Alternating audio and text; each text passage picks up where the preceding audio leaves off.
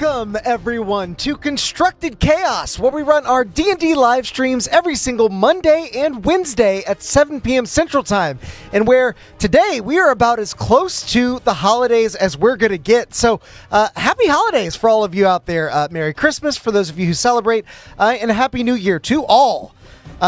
I hope you guys enjoy this session tonight. As is normal, this is going to be our Chat Plays D&D session, which we run every single Monday. These sessions allow you to jump into the pilot seat for several characters that Chat has actually designed in their very own Session 0.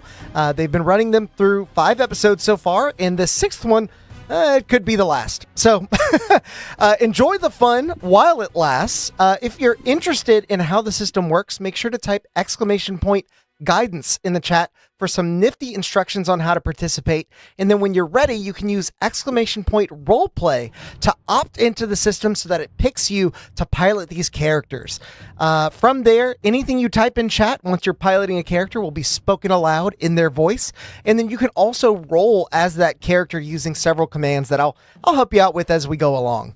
On that note, I have been working extremely hard on the new, we'll call it tool or toy for these sessions. It is a new web app that you can actually check out beforehand over at chatplaysdnd.com. That's DND, just like D&D Beyond. If you're interested as to what I've been working on, take a look at it. It is sort of like a light version of a character sheet helper. I tried to make it as visually appealing as possible and easy to use. As of today, it is actually linked up through our entire live stream system. I'm very proud of that fact. I've been working really hard on it. I do have it basically disabled right now, so it's not going to work during the live stream. But as of, I think, next week, you'll be getting a Christmas present wherein it will be automatically linked up. You'll sign in with your YouTube account, and then it will just basically know if you're piloting a character or not and give you access to that sheet. Super excited for it.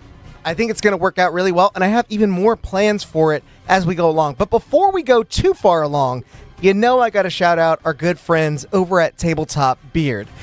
These guys have sent us the Winter Solstice beard oil this week. And it actually is part of their all-natural line. So if you want to smell like Christmas, like winter mint and pine, you need to get you some of this stuff. You can get it from their website over at tabletopbeard.com and use code CHAOS20 for 20% off of your order at checkout, or whatever the best deal is. They tend to pass that along no matter who's using our code. They will give you the best deal available at the time. And it even gives us a little bit of a kickback as well. So thank your beard oil alchemists over at Tabletop Beard for their amazing products and for helping to support the stream. Do also thank our friend Danny Leo in chat, who gave us our comment from last session. He says, if episode 6 decides to give me Ayla again, I already have an idea in mind going forward. Well, Danny, we'll just have to see what exactly is in store for you and these adventurers, and if you'll get to make that decision. If so, I'm really looking forward to seeing what it is. As always, do make sure to go check out our friends over at Darkport as well. They stream every Tuesday at 7 p.m. Central Time, and it's a lot of fun. Since we're not streaming on Wednesday, since it is going to be Christmas Eve, I'll be there in the chat hanging out with all of you, hopefully. So catch them. Their link, like I said, is in the description as well. We love our friends over at Darkport. Hello, Angel. Welcome back in. I'm going to try not to get too sidetracked, but good to see you guys. Hope you guys have a fun time. Time for intro now.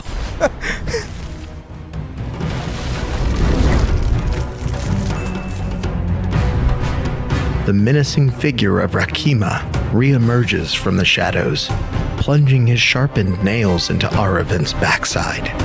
Ayla's brother is slammed face first into the mud-slick ground as the Red Claw leader drags 5 bloody marks into the skin of his subordinate. Beakley, your owlbear companion, continues to hawk and screech in an effort to regain control of themselves. But the sounds of their struggle are quickly drowned out by a growing cacophony of voices. Every warrior gathered at Grimroot Tower begins to chant in raucous support of their champion. Rakima simply smiles, hardly satisfied with his defeat of Aravin the Coward. Violet light swirls behind his wide eyes, thrilled by the prospect of yet another hunt.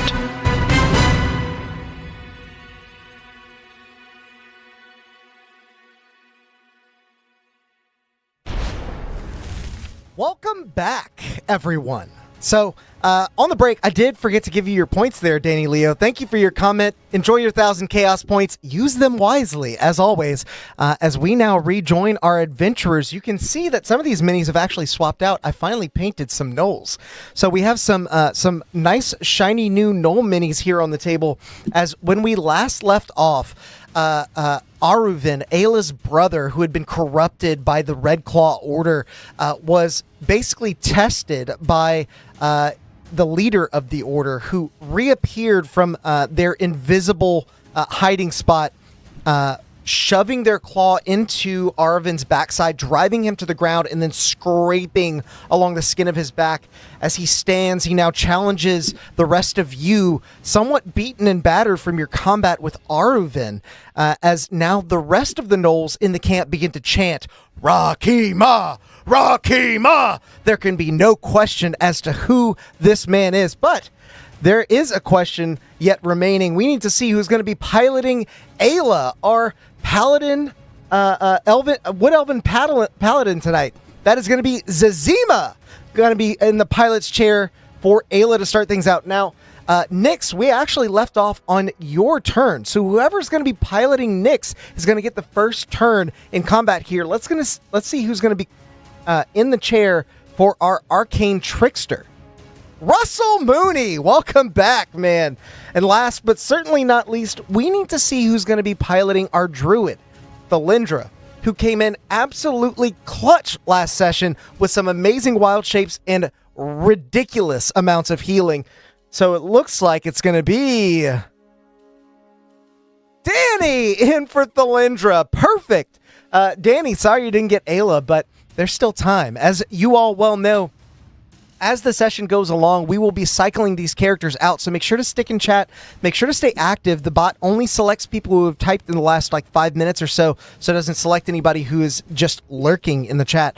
But as we resume our combat encounter, Rakima has just felled Arvin, driving into the ground after Nyx actually was able to convince him to stop fighting. Nyx, it is still your turn. You have your full movement, action, bonus action, everything. You are technically hidden from the imposing silhouette that is Rakima. Technically, he has not seen you. So if you'd like to make an attack roll, it will be at advantage. Just let me know what you'd like to do. I'm surprised I haven't heard any of you guys yet in my ears. Usually when we drop you guys in the pilot seat, you just start chatting right off the bat. But I see a few of you veterans out there, Zazima, using the exclamation point at the beginning of your sentence will tell the bot that it is a command and it won't speak it out loud for you.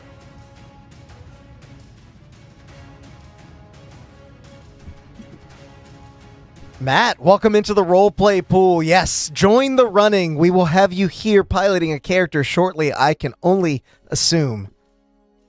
Russell, what are you thinking for Nyx here?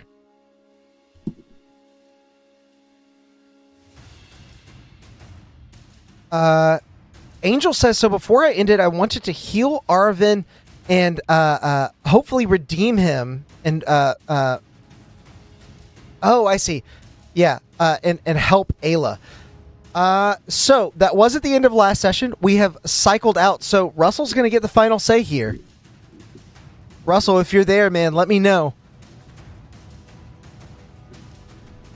You may get another chance to pilot one of these characters as we move along. And as a matter of fact, I would definitely recommend waiting until the end of the stream because there's going to be hopefully another chance to have a little bit more of an effect on these characters than you may be used to.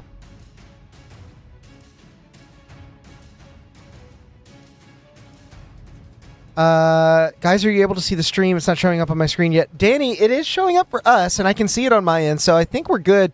Might be an internet connection issue on your side. Saft, welcome in. Yes, join the running. I'll hold my action. If we engage Rakima, I'll cast Fairy Fire on him. Okay, so technically, I forgot my condition rings all the way over there. I'll remember. You are beginning to focus your magic to cast Fairy Fire. You are hanging on to that spell, ready for the first sign of aggression from Rakima. I think in the old rules, that means you're concentrating. I'm not sure about the new ones. I don't know if they changed that, but we're going to run it by the old rules until I do know for sure. So if for whatever reason your concentration is broken, you will not be able to cast that spell. But it is wise, certainly, to hold off and just get a feel for the battlefield ahead. Saft says, I hope Chatbot picks me. I'm just lurking in this stream. Thank you for being a member for 5 months, Saft. Thank you so much, man. Good to have you. And I hope it picks you as well. So, Nyx, you begin pulling that magic together. I imagine some of the violet light begins streaming out of the pale root bulb hidden beneath your leathers around your chest. The red magic sort of swirls in the center of your palm, ready to cast out like a sparkly red glitter. Very festive, might I add. As we move on from your turn, it is Beakley's turn. And if you all recall, Beakley was trying to hack up its own pale root bulb that was force-fed to it by Rakima. It is sitting there like trying to coax this bulb out. Ayla, you've now grappled it with the chains of your mandibles that were keeping you keeping you locked in place. You were unable to remove them 2 turns in a row, so they seem sturdy. You're using them now to sort of strangle Beakley in a way that allows them to regurgitate this bulb. I would say normally that they have disadvantage on this save due to the poison that they were given in the last session. However, because you are helping them, this is going to be a straight roll to see if they can get this root bulb up. That is a natural 1 on the die. So Beakley does continue to retch, and you see a bit of bile foaming out of their owl-like beak as it foments onto the ground. No pale root bulb yet, but they are not going to attack you all. They are at this stage of regaining their consciousness. We're going to move from Beakley to Thalindra, the one who convinced Beakley to stop attacking. This is your friend. However, you are now staring down the commander of the Red Claw himself. You are staring down Rakima as the other gnolls chant his name. Thalindra, Danny, let me know what you're doing. Yeah, nat 1. There it is. Yeah, so this'll be up to you, Danny. This is where you can really affect the battle here. Thalindra's quite a powerful caster. Healed all the way up from 0. Rolled a nat 20 on a death save last time. Popped right back up at 1 and then healed for their full hit points. Right back up to 27. So you're looking fairly healthy right now, I think. Oh no, you took a bunch of damage from Aruvin right before he was dropped. So you're actually down to 7 again. 7 out of 27. Still pretty sturdy, but not going to last, you imagine, at least another hit from this beast of a gnoll. You can tell they were once a tabaxi with tiger stripes. Their fur is patchy but thicker in areas than some of the other gnolls in the camp. Yeah. Thalindra is beginning to panic and in her desperation casts aid to Ayla, Nyx and Beakley. Okay, casting aid to the 3 of them, ignoring your own needs. Now, this aid is 2nd level, so this will be your second level slot. Those are gone now. Give me a moment as I add on the 5 HP to both Nyx and Thalindra. Sorry, Nyx and Ayla. And I'll just have to add it in my notes for your good friend Beakley. So that will increase both the base amount of hit points that you have, your maximum, and the amount you currently have. So Ayla is now up to a whopping 37. Nyx only at 7, but that is much better than the 2 you had before. As Thalindra, you begin to conjure what natural energy still resides in a place like this. Thorny black vines rest up from the ground and bind to your friends in a way that gives them extra padding and armor rather than doing damage. Are you doing anything else here? Danny, I'll let you tell me, but while you are, if you are Thalindra or Nyx, be defensive, be defensive, be defensive, be defensive, Saf says. Thank you for the $5, man. Thank you for being here. So, while you're thinking, Thalindra, on what you might want to do with a bonus action or your move, if there's anything you'd like to do, because you are staring down Rakima in the face. We're going to move to Ayla's turn. Ayla, you are currently grappling your friend Beakley as you're trying to restrain them and help them cough up that pale root bulb. It is your turn. You can do what you would like to do, but as of right now, if you were to leave them, they would have to try and regurgitate that root bulb at disadvantage. So, something to think about. Whoa, hey, I see that crystal is now glowing a little bit brighter. Right over down there. You guys, if you're not familiar... Is there anything on this battlefield that Thalindra can see as a possible advantage? I'm going to say make a... I'm going to say either... We're gonna call it insight, because you're not just looking for what is around you, but you're looking for something that you can use. So make an insight check! !R insight. Our system will add in all your necessary modifiers pretty soon. It'll be even easier. If you guys want to check out the Chat Plays D&D website, it is up. Okay, with an 11, as you scan your surroundings, you can see a number of things you might be able to put to use. Scattered rusted weapons, old oaken barrels tumbled over, shoddy platforms that could be collapsed. But when it comes to how you would be able to make use of those things, in the rush, your thoughts escape you. You're not really able to put together anything that could be used in an immediate advantage. And moreover, you're distracted by the fact that there are dozens of gnolls all around you, keeping their distance, but chanting for their master, ready to rush in if need be. You are in a bad situation. That much you can tell.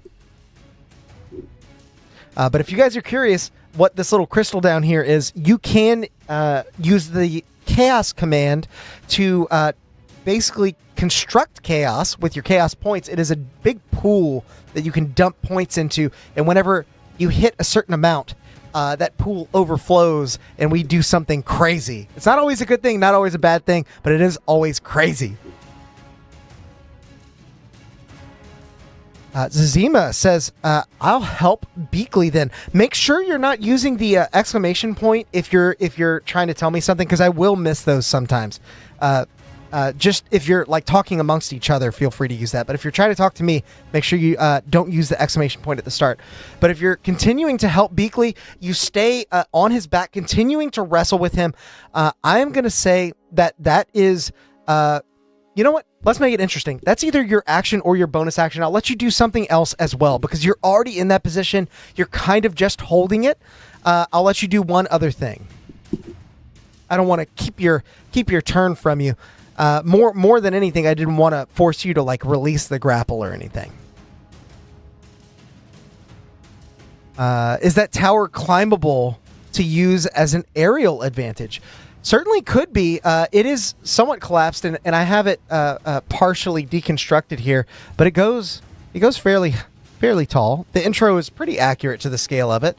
So if you guys were to try and climb up the sides where some of the brick is crumbled, that is certainly an option. I can't allude to whether it's a good idea or not.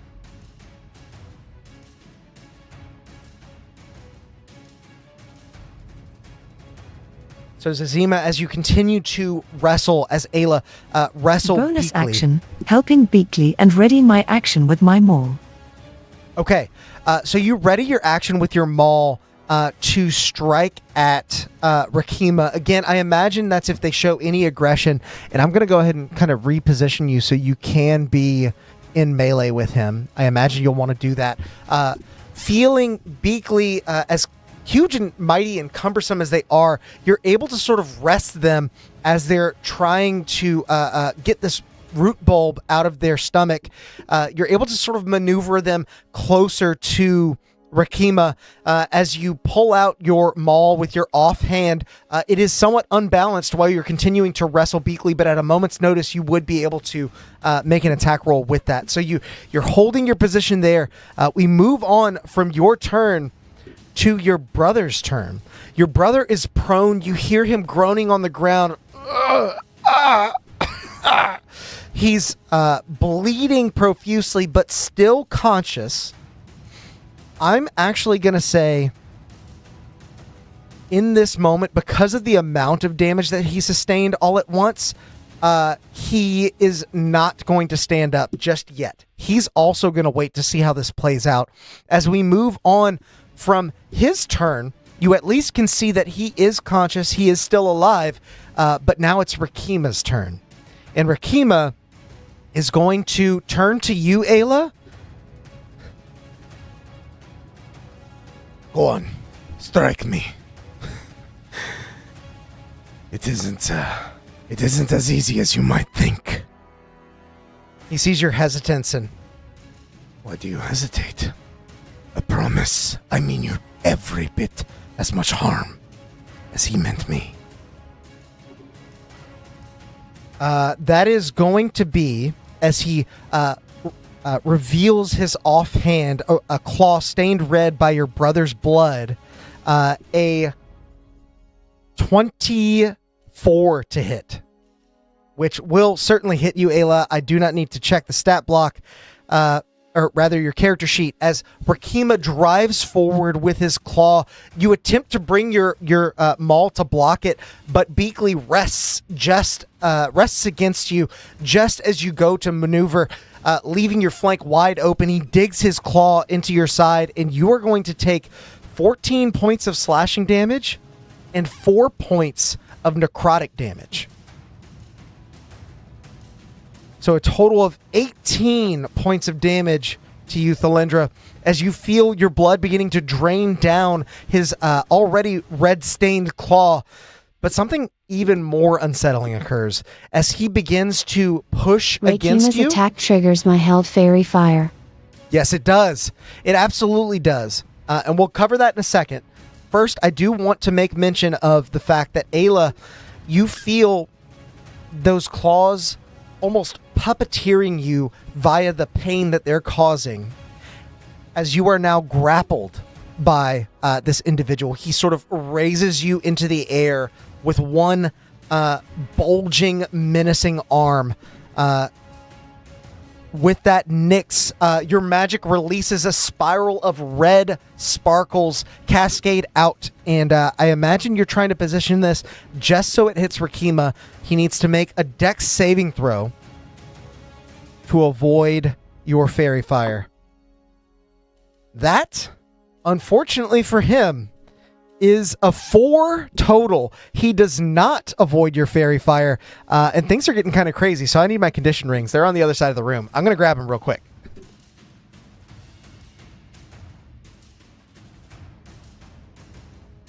Don't burn down the house while I'm gone.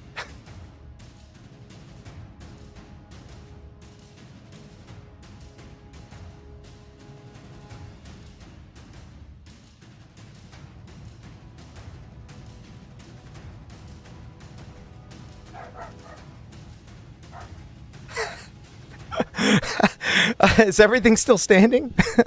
It was only a little while, but I've seen how much damage you guys can do with that short a time. Okay, so Rakima is now affected by your fairy fire spell as the red sparkles begin to cling to his skin and armor, getting embedded in his fur. He can no longer benefit from the invisibility effect that he used earlier. But it is also worth noting, while I have all these rings, Ayla, you are still restrained because of the cuffs. And Delindra, you were temporarily not restrained because you went into wild shape, but now that you're back into your normal form, you are restrained again. Time for inner tubes, everyone. Beakley is currently grappled. And Ayla, you are also grappled, but that matters a little bit less to you than the restrained condition until you see Rakima raising you into the air as he speaks to you. Grovel. He pulls his claw out from you, and you need to make a wisdom saving throw.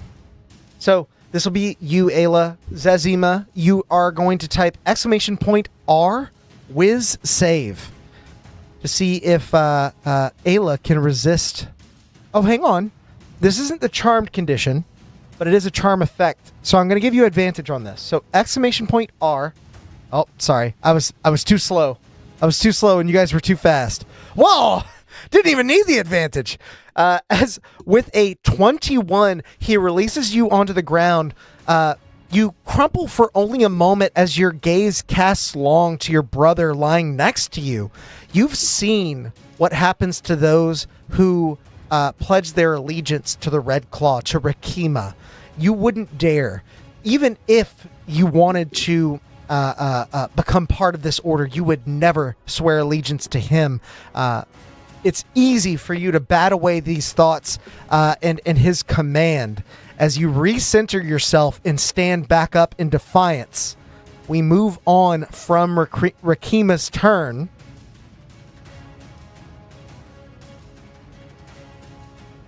Back to Nyx's turn. So Nyx, you've just cast Fairy Fire.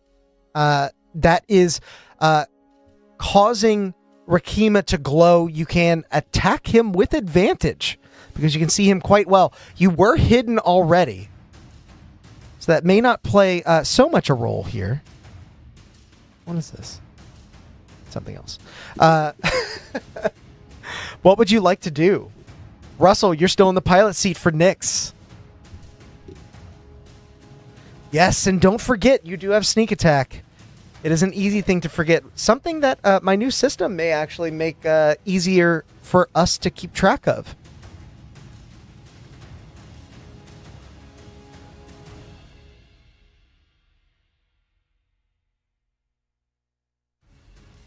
See a lot of advice swirling in the chat. One level 2 I slot take a left. shot at him with my short bow, before using my bonus action to find a new place to hide. Okay, !R, DEX, attack, ADV. That's going to allow you to attack with your short bow as you rear back, firing your arrow true into this glowing target. Now, while you type that, something to consider. When you use the hide bonus action, I do require you to break line of sight and hide somewhere How close where is you the weren't. blub out of Beakley? Zazima, I'm going to say make a nature check to determine that. As you continue to wrestle with Beakley, you stand in defiance against Rakima, and you see Nyx fire with an 18 to hit. The arrow sails through the air, almost following the line of light left by the fairy fire to find purchase in Rakima's bare backside, digging deep in. You now get to roll your damage, Nyx. I believe your sneak attack damage is 2d6, and your short bow is also a d6. Yeah, so it's going to be 3d6 plus 3 damage. 3d6 plus 3. What are we rolling? Oh, yeah. Sorry, I told you to do that. So we'll circle back to you in just a second, Ayla. But first, Nyx, I'm going to have you roll that damage. 3d6 plus 3. Whoa, whoa, whoa, whoa. Hang on. That's not a D. That's a 6. What are you trying to do to me? I am proud that that math actually worked, though. I don't think the system's supposed to work like that, but somehow it did. It's 3d6 plus 3.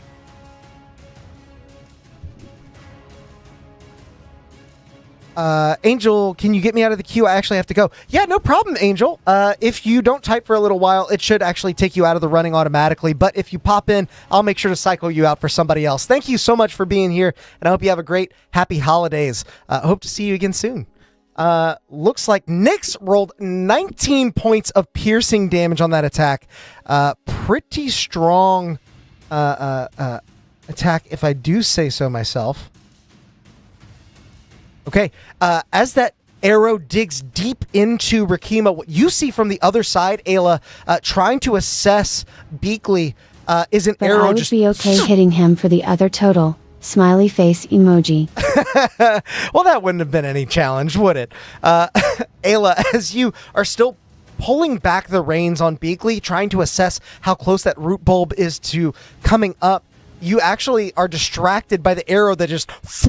right through Rakima as he breaks it off at the front and then puts a hand behind his back, almost claws against his own skin before pulling the rest of the arrow back out. Throwing the bloody, broken arrow onto the ground, he then turns to you, Ayla. Now seeing where you are, you have the rest of your turn. You do have your movement and your bonus action. So you could hide. But like I said before, you need to break line of sight, and you need to hide somewhere that isn't... basically, if you're going to get advantage for hiding later, you need to be popping out somewhere that isn't right here. So I can focus on Rakima and Beakley. Yeah, calling out to Thalindra, asking for her to heal your brother that is still conscious, has not joined the fight yet, but may yet be able to fight. So... Russell, if you're going to hide, that is an okay thing to do. Just know that you might have to pop out like on the other side of the building or something. You haven't explored that area yet, but there might be a way to sort of skirt the cliffside and pop out on the other side if you want advantage later. Although the fairy fire is kind of doing that for you already. Worth noting. Speaking of, I forgot to mark off that slot. Got to keep you honest. Oh, it's a lineage spell, so you didn't even have to use a slot. Beautiful.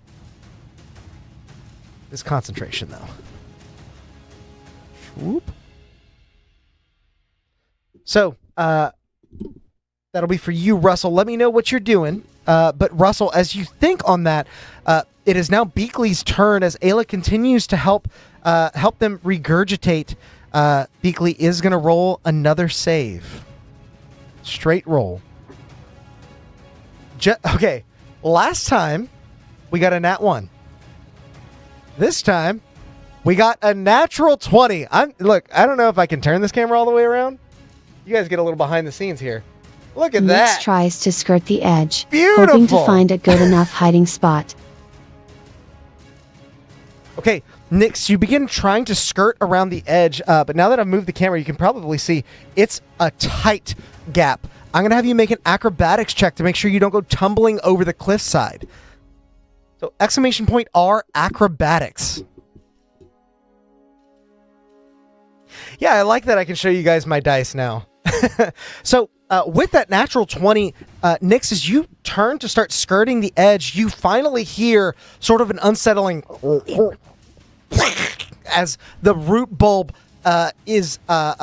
regurgitated successfully by Beakley. It falls onto the ground quite a bit larger than the one that you wear as its violet light continues to swirl inside. You see trails of it within the spittle that kind of hangs from either side of Beakley's mouth as the owlbear now looks up and squawks towards Rakima, a bit angry that it was put under such duress. Nyx, with a 14, I'm going to say that you are skirting around the edge. You get to the most slender part of the rock, just past some barrels, and trying not to make too much noise, you slip past, but your cape snags on a bit of bone and jagged wood sticking out of the structure, pulling you off balance. You begin to tumble, but at the last second, you reach out and just hope beyond hope that the structure is sturdy enough. You grab one of the roots that is holding the structure itself together. You feel it beginning to pull apart some of the grout between the brick as a couple of stones do come loose. You're almost unsettled. And the root holds. You're able to climb back up, continue your trek around the back of this structure, and you find a nice hidden little perch. I'm going to have you now make a stealth check as you break line of sight with Rakima and reposition yourself so you can hide. Oh, and look at that. The camera can still see you. Nice. Love that. So next, that'll be !R stealth. Ooh, 22 feels pretty solid. Even though that was a close call maneuvering, you know how quiet you were, and you feel pretty good about your ability to hide your presence from not only Rakima, but from some of the gnolls that have gathered around to watch this fight unfold. With that, Beakley is able to regurgitate the root bulb. I'm going to say that at this point, technically, they are still grappled by you, Ayla, and they're not able to move into a position to attack Rakima. But Ayla, since you're the one grappling them, I'm going to have you make a nature check for me. Or, no, make an insight check. Sorry. Make an insight check for me. I want to see if you notice something about your friend. Really, it's Ayla's companion, but someone that you've probably met before. Oh, perfect timing, Zazima. With an 18, I'll say Ayla looks towards the creature, beginning to release them from their grasp. The manacle's still bound around your wrists.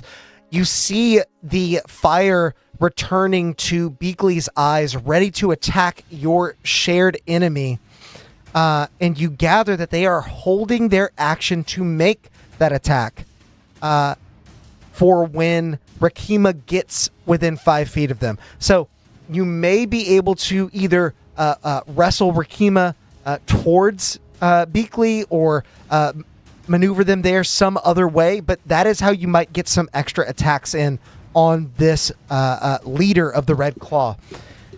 With that, we now move from Beakley's turn to Thalindra. Thalindra, you are watching all this transpire. You watch as Nyx fires a amazing shot into Thalindra nods to Ayla, still shaken by the earlier hits, and near death looks to Ayla's brother with a cure wounds enchanting, with both hands clamped together like a prayer.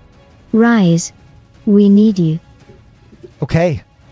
Ayla, you're able to sort of skirt around... Sorry, Thalindra, you're able to sort of skirt around, channeling nature magic into your palms as you thrust your hands into Aravin's chest with a second-level Cure Wounds, I believe you said. Didn't say. Let me know if it's first or second level. Or you can just roll the healing and I'll know. I could see in chat. I believe for first level it is 2d8 plus 4, and for second level it is 4d8 plus 4. Pretty big jump. Oh, sorry. You only have first level left. So it would be 2d8 plus 4. So I'm going to cast that for you, and then I'm going to need you to roll that in the chat. !R 2d8 plus 4 as you thrust your hands into the bloodied chest of Aravin. You see there are scars there that are not the fresh wounds that he just got. He has gotten this treatment many times before. And as you see your magic ripple across him, you can see the blood pooling at a lesser rate, but he is certainly still hurting there. With 13 points of healing, I will leave this up to no surprise. You have effectively doubled his hit point total. As he stands from this collapsed position, ready to fight alongside all of you. Oh man, it's getting crowded here on this cliff. Maybe gives Rakima an idea to just push somebody off of it. He rises. I will do what I must. You see him beginning to regain his composure from the pain and the grief and the the confusion that he was feeling before, gripping in his hand the bone whip he once wielded against you. You see him turn his gaze towards Rakima. He says, Weakness is not something that you can unlearn. we move from Thalindra's turn to Ayla. Ayla, it is your turn. You are still restrained because of the manacles that you have, but you are releasing the grapple now, I assume, on your common friend, Beakley. So, Ayla, aka Zazima, let me know what you would like to do. I see people dropping chaos into the pool over here. Just be careful. You don't know what might happen. Oh, what are we rolling? What are we rolling there, Ayla?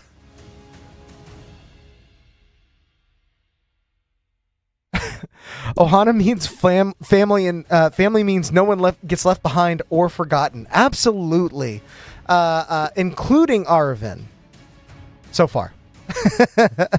So Zazima, what are you thinking? What do you want to do here as Ayla pulling back your manacles from the strangling position that you had over Beakley, helping them to regurgitate this pale root bulb? It is still on the ground and still swirling with that violet red energy. You can see it. But a lot of other things have happened, and you are still restrained. It's hard to know what to do here. Do you have fairy fire available? I say we make him Nix kindling takes to a this sip barrel. of her pumpkin spice ale as the epic battle of good versus evil continues. I release Beakley and then lead Rakima to Beakley. Okay, so you release Beakley, and you begin to move backwards. Rakima technically was grappling you, but released the grapple as he cast command on you to see if you would grovel before him. You didn't, so he's currently not grappling you. You are restrained by the manacles you have on, but you can move. As you move back, here's what I'm going to say. Cards on the table. Rakima's going to take an attack of opportunity on you. I think that much should come as no surprise. If he misses, I'm going to have him pursue you, because I think that's something he would do. However, if he hits, I think there's a good chance that because of the way his attack works, he's not going to have to try and chase you down. So he readies his claw as he sees your footwork beginning to give, sort of sidestepping backwards. He now lunges at you with a 19 on the die for a total of 27. This will hit, and so you take another 18 points of damage and are grappled by him. You are unable to move from his range. Also, Aravan fell over. He's still a little lightheaded. Come on, man. We need your help. Wasted all the good healing on you. So that is 18 points of damage to you, Ayla. You had 19 hit points left. Luckily, we're taking averages. We're not rolling here. So with 1 hit point remaining, he drives his claw forwards as he says, You thought you could take us all? You can't even handle me. He drives that claw into your gut. You feel him literally grab your rib cage from the inside and hold you in place as you are now grappled by him. You are unable to move. Now, that was your movement potentially. Did you say you were doing something else? Let me double check. Zazima. You said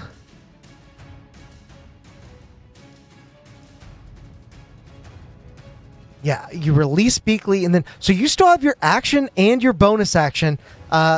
Friendly reminder that your paladin does have lay on hands as a bonus action if you choose to try and heal up. But now that you know I'm taking damage averages, unless you can get over 18 hit points, it might not matter. You do still have your potion of healing as well. Nyx is the only one to have used hers, and she used it on someone else. Danny says, gonna have to moonbeam him on my turn. Yeah, good old moonbeam never hurt anybody except for the one you targeted with it. Tom Servo, thanks for the 300 chaos points, man. Good to have you in the chat. I think you guys are probably getting low on usages where we might be swapping characters here pretty soon. So, Zazima, let me know what you're doing. As you release Beakley, you were driven through by I Rakima. use my potion and then bonus action lay on hands. Okay, so potions are a bonus action now, but I'm totally fine with you guys just using that interchangeably for a potion. I think that makes sense. So you begin to down the potion and then with your offhand pump healing into your chest by channeling the natural magic being drawn in by the antlers you now wear on your helmet. Are you using all of your lay on hands? If so, don't say anything, and I'll just use it all. It's 15 points that you'll be getting back. But also, your potion is going to give you 2d4 plus 2, I believe. Double check. Potion of Healing does 2d4 plus 2. So, exclamation point R, 2d4 plus 2 as you down your potion. I'm going to at least give you the 15 back for your lay on hands, which gets you to 16. And 10 more points for from your potion. Very nice roll. Hang on, is that max? Yeah, it is. Nice. Love that. So 10 more points of healing as this mortal shell looking as ragged as it was a second ago, is patched over, made anew. You stand strong as Rakima continues to grapple you. I imagine your skin actually begins to heal up a bit around his claws, but isn't able to completely heal over as he sort of grins. Perhaps there's more fight in you than your stupid brother. As we now move on from your turn... Nyx, the dark elf rogue studies the field of battle to determine her next course of action. Sips ale, she eyes the structure next to them, contemplating if she could climb up the structure. Yeah, Nyx, I'm going to say... What would this be? This would probably be investigation. I'm going to have you do an investigation check on this structure. So exclamation point R, investigation. It is the end of Ayla's turn, and so while you're investigating this, you see through a hole in the stone structure that Arvin is now up and moving. He wields his bone flail and begins to try and bring it down on Rakima. Okay, just based on your ability to skirt around the side of the structure earlier, Nyx, you saw that the root did hold eventually, but came out when tugged on, so you're really not sure how strong these stones are held together. It could be strong enough to hold you, but with a 6, you're just you can't get anything beyond that. You know, at least there are footholds for you as you maneuver up if you were to attempt it. Arvin now swings his bone whip at Rakima. He gets 2 of those attacks. First attack is a natural 20. Wow. Okay. Oh, and he had advantage on that anyway. So with the natural 20, as Arvin stands, you can tell Rakima's ire is focused on Ayla. Ayla, you see your brother's form, menacing as it might have been when the two of you lived together. It has grown even more menacing since, and almost towers over Rakima as he sort of crouches, holding you in place. Arvin swings his bone flail into the back of Rakima's head, scoring that critical hit and dealing 13 points of slashing damage. Just doing the damn thing to my own bad guys. As you hear Rakima, he then rears back for another strike. Rakima not quite bloodied. You don't see that same sort of red ire return to Arvin's eyes, yet he can strike at advantage with the fairy fire. 4 and a 7. So that is going to be a 13 to hit, which does not hit. Now that Rakima knows he's there, with his other hand, which does not wield a weapon, he does not need one, he turns to Arvin and stops that bone whip in midair before the flails can reach him. I thought I'd done enough to keep you down. You should have stayed there in the dirt. As he begins to now force Arvin down, standing up and towering over him instead. We move past Arvin's turn to Rakima's turn. Now, Rakima currently has you grappled, Ayla, but he sees your brother Arvin as someone he needs to prove himself to. How dare he strike against him? So he's going to lunge out with his first attack against Arvin. That is a 17 to hit, which will hit. Arvin takes 18 points of damage, bringing him down now to just 8 hit points remaining. Arvin is now grappled by him. With the structure stability in question, Nyx looks at Rakima, the guy at the top of the battlefield, to see if the wall could be pushed over onto Rakima. I think that would still be that same investigation check. You're just not sure if the structure is sturdy or soft. However, I like your idea, and so I will say that if you were to try and climb the structure and you notice that it was crumbling and you fell, I would allow you to try and pivot into pushing the structure over it. It would require a secondary check, but you kind of have a plan B now. You get what I'm saying? So that might be able to help you. Creative thinking is always encouraged and rewarded on this channel. So continue to think about that next. You are next in the initiative as in this dire moment, your worry sort of swelling to the forefront of your mind. You see Rakima dig his other claw into Arvin. He brings him in close and is about to say something. No. You are not worth the words. He pulls his claw out, almost turning back to face you, Ayla. Eyes meeting yours as he grins, and then with a backhand, sort of meaty swings across Arvin's chest to try and take him down for good. That is another 17 to hit as Arvin takes another 18 points of damage and is knocked unconscious. He allows him to fall. Arvin falls down this cliffside and crumbles onto the rocks below. But Ayla, I would like for you to make a perception check.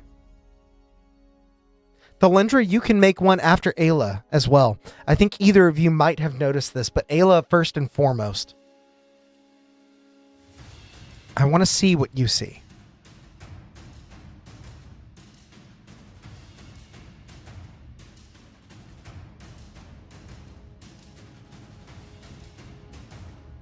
Okay, Ayla, with a 5, you were completely distracted by the ire within Rakima's gaze as in almost slow motion you see him turn on a heel and strike your brother down as he tumbles over the cliff. Thalendra, I'll have you make a perception check as well. So, exclamation point R, perception. I want to give you guys a chance to notice this, and I don't usually use what's the word? I don't even know the word for it. The pre-done rolls. the static perception, not static perception. I can't think of it. Whatever it is. With a 13, Thalendra, I'm going to say you can't tell what it is, but as Arvin goes down, you see that he doesn't even try to avoid the blow. Instead, with his offhand, he swipes at something around some of the bones on a necklace on Rakima's person. And as he swipes, you see the bones sort of cut loose and something shiny tumbles onto the ground near where Arvin was standing. You're not sure what it is yet. Not with a 13. But with that, we now move on to Nyx. Nyx, you have, by all accounts, successfully hidden on the other side of the structure. Chat, you can see her back there. You've had a lot of good ideas about maybe climbing the structure, maybe knocking it over. You're not sure what exactly you might be able to do with this, but you do know that you have at least a plan. What would you like to do? Jason in his Nyx now. So Jason, let me know what Nyx is going to do on their turn here. I imagine from your perspective, you do see Arvin fall. And from your perspective, you can hear some of the Knoll crowd all around you, like, yeah, make him scream! Of course, the ever-present Rakima! Rakima! Sort of channels through all of it. They have not stopped Nyx in all moves of this. up to the top of the structure by climbing. She waits to see how strong the structure is while doing so. Okay. Now, Nyx, I don't believe that you have a climb speed. So I will require an acrobatics check to see if you're able to do this successfully. And you're preparing for any eventuality. In case that structure collapses, you may be able to pivot this from a sort of stealth move into an actual attack. I know you guys like knocking over structure in these games.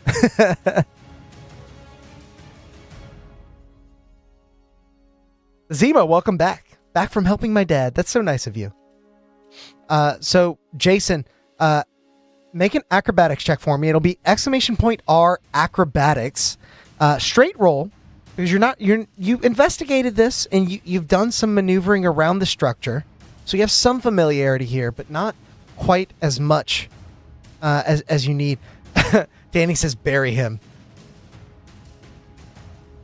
As a dad, I approve this message. I completely agree with you, Matt. I'm not a dad, but I am a pupper dad. If you guys want to know about our pups, type !pups in the chat.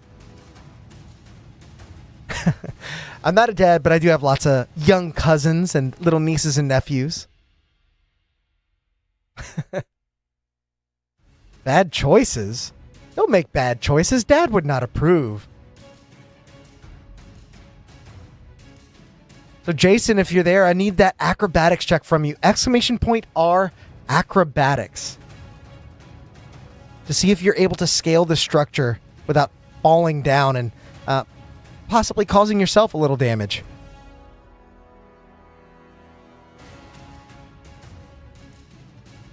Okay.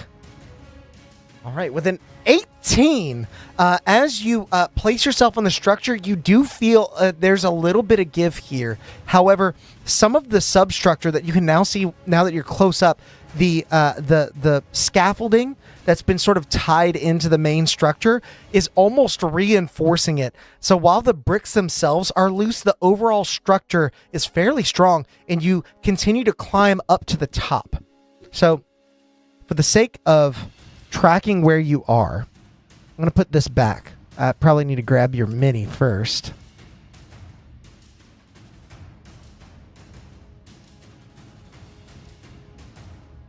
Put this part of the structure back. Nyx, I'm going to say that you're actually able, with an 18, to climb all the way to the top. There you are. You can, from this position, you can even see some of this like weird flat surface all around you, this game table of sorts. So yeah, you're able to summit the structure up to the top. You have a wonderful view down to your enemies and allies alike. What would you like to do now that you're in this position? You can easily see Rakima still glowing, but unfortunately you can also see Arvin collapsed at the bottom of a cliffside structure after being knocked down once again. Fourth wall break, yeah. Gotta throw one of those in every once in a while. I do like the idea that like these With minis... the structure holding, Nyx gets top of the structure, picks up some bricks or rocks and throws them at Rakima. Okay, so... this normally would be an improvised weapon, but because of the fact that you are up here thinking creatively and hoping to deal a little bit more damage than just physical damage, maybe some emotional damage to Rakima. I'm gonna say this is still gonna be a dex attack roll, and I'm still gonna give you sneak attack if you hit. So let's have you do !R DEX attack ADV, because Fairy Fire's still up and you're hidden. I think all this combines that you with you definitely being able to make the most use of these bricks, even though they're not usually your weapon of choice. You don't have double advantage, doesn't exist, but this is the closest thing to it. Okay, with a 23, you certainly are able to find purchase on Rakima. As you launch a few stones, you see one of them sort of pelt him in the back, and as he looks up, the other clobbers him in the face. You see actually a small piece of chipped tooth fall and tumble across the stone beneath him. I need you to make an attack roll, or sorry, a damage roll. It's going to be !R. We're going to do 3d6 plus 3, but it's going to be bludgeoning damage instead. So it's a d6 plus your sneak attack damage, and I'm going to give you your dex modifier as well. So !R, 3d6 plus 3, as your sneak attack is a absolutely uncontested success here. Brick in each hand. Just sort of clap them together. 15, nice. Not quite the 16 you had last time, but still pretty good. With 15 points of damage. As that chipped tooth skitters across the ground, Rakima looks back up to you. You see a little bit of like bloody spittle draining from his mouth. He's not quite bloodied, but he is not far from it. You all scurry and hide. Zashi should be ours and will be again. As he calls up to you loud enough for you to hear it, Nyx, is there anything else that you'd like to do? That is your movement and your action, but you do still have your bonus action. You're not really going to be able to re-hide yourself, but I don't know if you have anything else in mind. So let me know as we move on from your turn back to Beakley, who is now fully freed. And instead of having to stay still, they're no longer grappled. They're going to rush around, sort of placing themselves between this hulking menace of a knoll, between them and the knoll that you wish to protect, Aravan. I imagine that Beakley has met Aravan a time or two before and understands now that they are an ally as they swing in with a claw and a screech. That is a 12 on the first attack. With that screech, Rakima is well ready for it. Moving. Oh, wait, advantage! I forgot about the advantage! Nyx sips some more ale as she eyes Rakima from her heightened vantage point. She then talks some smack to him to distract him during the fight. Feel free to let me know what smack you're talking, and I may just give you an intimidation check to try and draw his attention away from the others. But it has to be good. It's got to be a good insult. As Beakley charges in, Rakima confidently turns, knowing the battle cry of an owlbear all too well, maneuvering back, but this isn't just any owlbear. This is the one that the Lindra trained, as it lunges a bit further forward, using the light shining off of Rakima's body as a guide point, bringing their claw in across his chest. They deal 14 points of damage to him. And he is now bloodied, driven to the ground almost, as he barely holds his footing against the shoddy structure of Grimroot Tower. He brings his gaze back up to the owlbear, to Beakley, as they make another attack. Once again, at advantage, it will hit. With a 19 on the die, as Beakley drives the second claw in, almost in a double-clawed like pounce onto him, trying to drive him low. Rakima is too strong for this, of course, but will take another 14 points of damage. This owlbear came from chaos only a couple sessions ago, and it has come in clutch. It has helped more than it has hurt so far. as Beakley sort of repositions, its shoulders bristling, its feathers beginning to quake as you hear it chittering under its breath, maybe even cooing a bit in a sort of predatory timbre. We now move from Beakley's turn to Thalindra. Your friend has just entered the battle once again. Thalindra, you are still restrained, but you can still fight if necessary. What would you like to do? Do also... Thalindra, in her fury now similar to the possessed Beakley, she unsheaths her sickle with only one goal in mind. To trim the claw from the wrist downwards, severing it entirely. Okay, so Thalindra is going to make an attack with her sickle. Thalindra is proficient with it, and I believe the sickle... It's still strength, isn't it? Let me double check. Yeah, so it's going to be exclamation point R, STR, attack.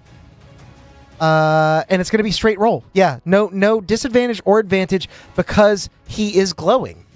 So easier to hit, thankfully. Geez, Fairy Fire is a crazy spell.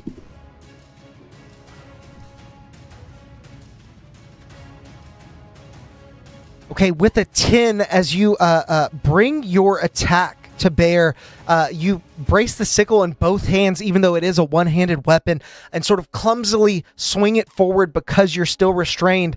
You imagine that the fairy fire is going to help out here, but what you see instead is just a flash of glitter as the more quick than you expected Rakima moves swiftly out of the way. Your sickle finds only stone behind him as it collides with the Grimroot Tower. You do still have a bonus action after that attack, and you do still have your movement.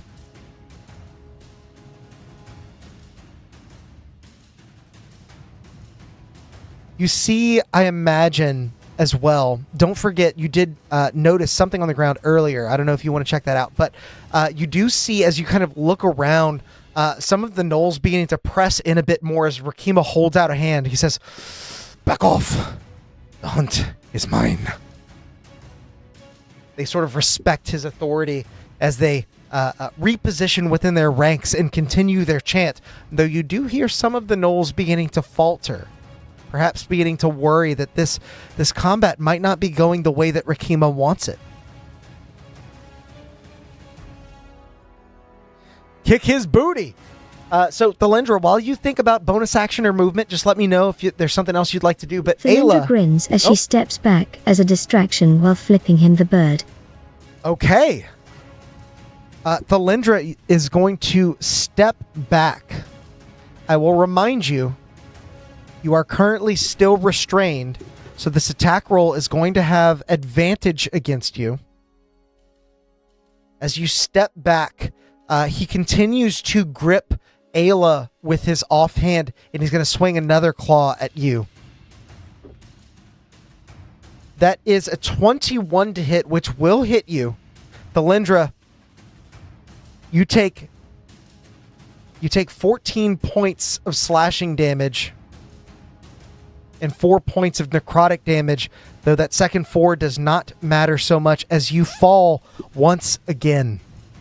You begin to maneuver backwards, feeling as though, even though you're restrained, once again, you should be able to outmaneuver him, especially as he glows in this fairy fire state. But unfortunately, you underestimate his speed once more as he almost pulls Ayla with him like a fencer, sort of holding out their blade in front of them. He drives his claw straight forward and through your chest as he pulls it out. Blood begins to spurt in synchronous timing with your heartbeat. You collapse to your knees and crumple. We move on now to Ayla. Ayla, you've just seen this happen to Thalindra. You have one of those claws embedded in your own chest. What would you like to do?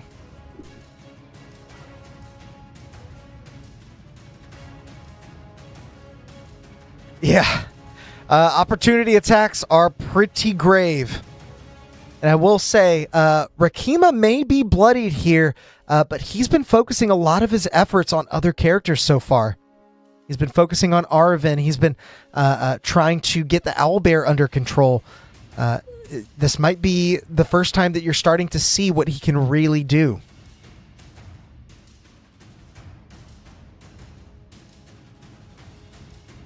So, Saft, let me know what Ayla does here in this moment as you watch your friend Thalindra crumple for the second time in this combat. Surely you won't roll another nat 20 to pop right back up.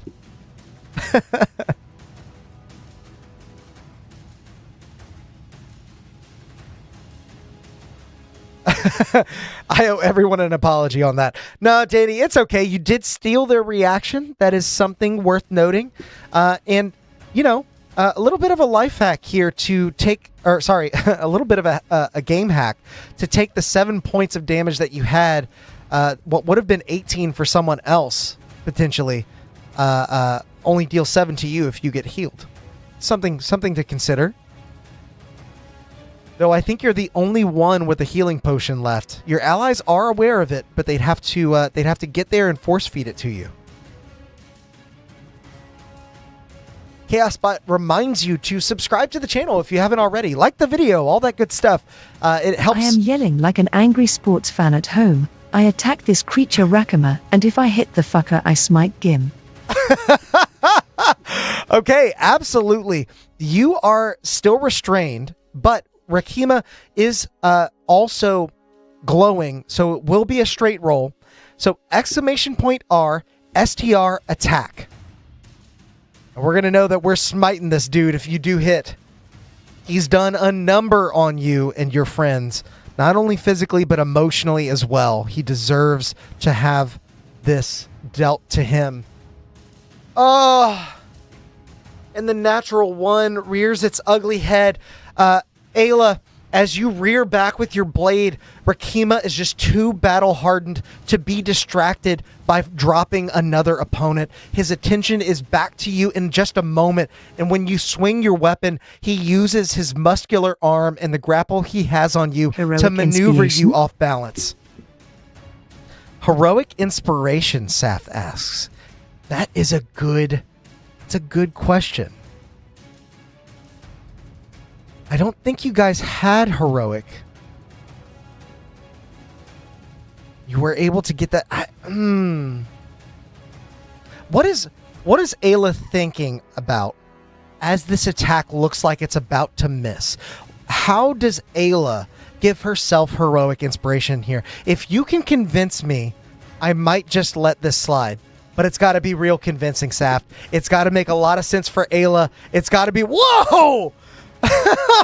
Danny, $100. Thank you for the super chat. To me, Braviera. He calls out. Wow, that is sort of where my mind was at in terms of this heroic inspiration. I'm gonna say it's pushing the needle. I think there's a good chance. Saft, give me any explanation at all for heroic inspiration in this moment. What fuels Ayla to double her efforts here against Rakima? And we may just re-roll that attack. Wow. Thank you so much, Danny. Seriously. Pleasure having all of you here and along. You really don't have to do that, but I really appreciate the support. Feel free to spend that money on some gifts for yourselves, guys. It's Christmas time.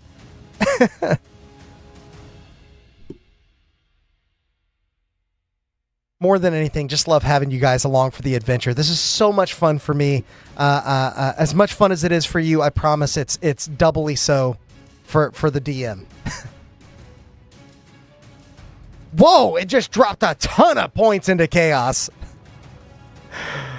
That crystal's starting to crack. I would call that stage 3 out of 5. Her brother just went down as she is crying out with as much fury and horror at seeing both her sister and brother fall to these wicked fiends. She must hit this fiend. She must get her retribution. Abso-freaking-lutely. As you double your efforts, you feel Rakima trying to draw you off balance with the grapple that he has on you. The claw, the red claw embedded in your chest. But in this moment, you find the grit and determination to drive against that. Wielding your weapon, your maul, to swing as wide as you can forgetting the pain in this moment, remembering the anger, the fury that you hold in your heart against this individual, this organization that has taken so much from you as the lights go out for you. Make the attack roll again. Exclamation point R, STR, attack. That was just really good timing with the light, but we take those.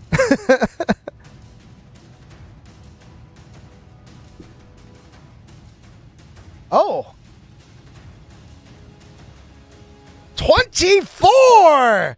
Ayla, this will absolutely hit. And as I recall, you said you were most certainly divine smiting this guy. Now, divine smite does an extra d8 against fiends and undead. And I'll be honest with you. I'll be completely honest with you. I did not originally imagine these gnolls as fiends. However, I think for the purposes of Divine Smite, and perhaps for the purposes of a future stat block that we release, they are fiends. So add that d8 in addition to the 2d8 that you're going to be using here. So the total with your maul, pretty soon we won't have to do this math, is 2d6 plus 3d8 plus 3. As you connect with Rakima on this maul, he did not expect you to make such an attack, but you do. 2d6 plus 3d8 plus 3. One of the biggest attack rolls we've seen in this whole campaign so far. Big money coming in. 33 points of damage. Ayla, as your maul connects, a burst of searing white radiant light emanates from it as radiant vines begin to ensnare him. I'm going to let you finish this description. Tell me how you finish off Rakima in this moment. How does Rakima go down? The one that corrupted your brother, the one that stayed loyal to the old regime of Thralland, the one who supported the burning of your family's farm, who has caused you so much pain and anger and anguish. How do you deal with this mighty foe? With the ranks of all their gnoll brethren watching on from the shadows. Danny Leo just dropped another big chunk of chaos. Wow. And $50, Danny. Thank you so much. This time I will not fail. Also, Christmas bonus.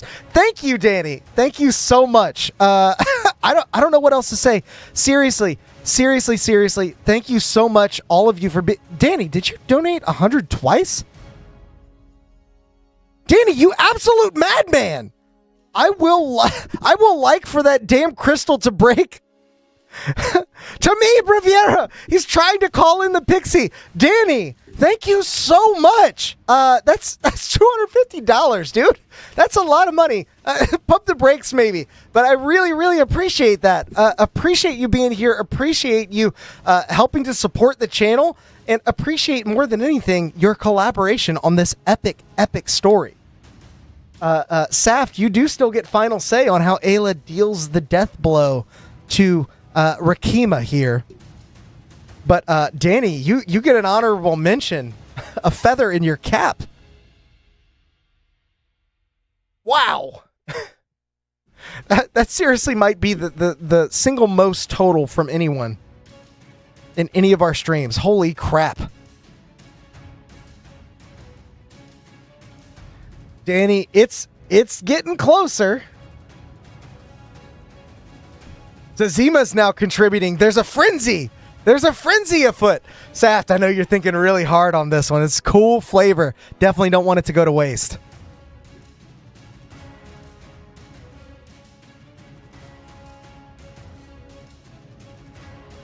Oh my gosh. I can't believe this. Renarius now chiming in with their points. Oh my gosh, you guys, this is crazy. Thank you. Seriously, thank you all for being here. Happy holidays. I hope you're enjoying yourselves as much as I am. This is one heck of a session.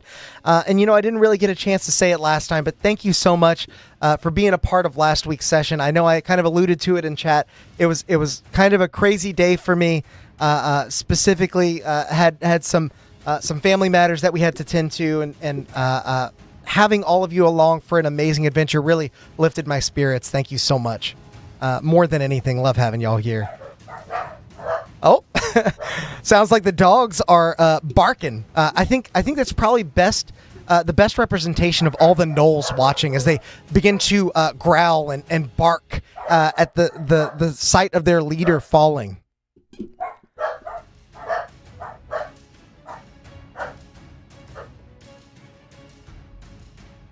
Meta Lisa dropping points in now.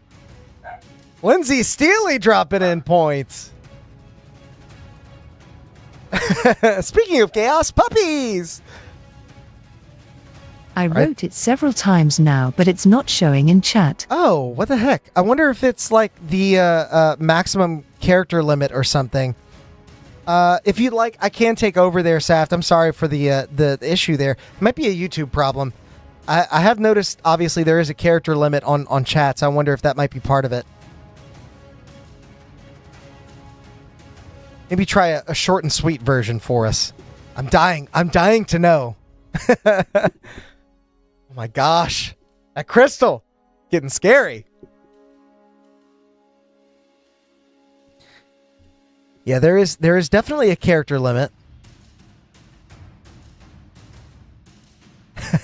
Everyone checking the points. By the way, guys, while I have your ear, last regular session that we ran on Wednesday, not this past Wednesday, but the one before, we tried out a new system where chat could actually influence the game without spending any points, sort of a polling system. It seemed to go over really well, and I'd like to start implementing more of that. So if you have any ideas, or if you'd like that, feel free to let me know in chat, or leave it down in the comments if you're watching later. I do read all of the comments. I respond to most of them, and I love hearing your suggestions. Sky's the limit, really, with what we can implement over here. I do have a coding background, so I get to put all this stuff together and have a lot of fun doing it. Damn YouTube character limit!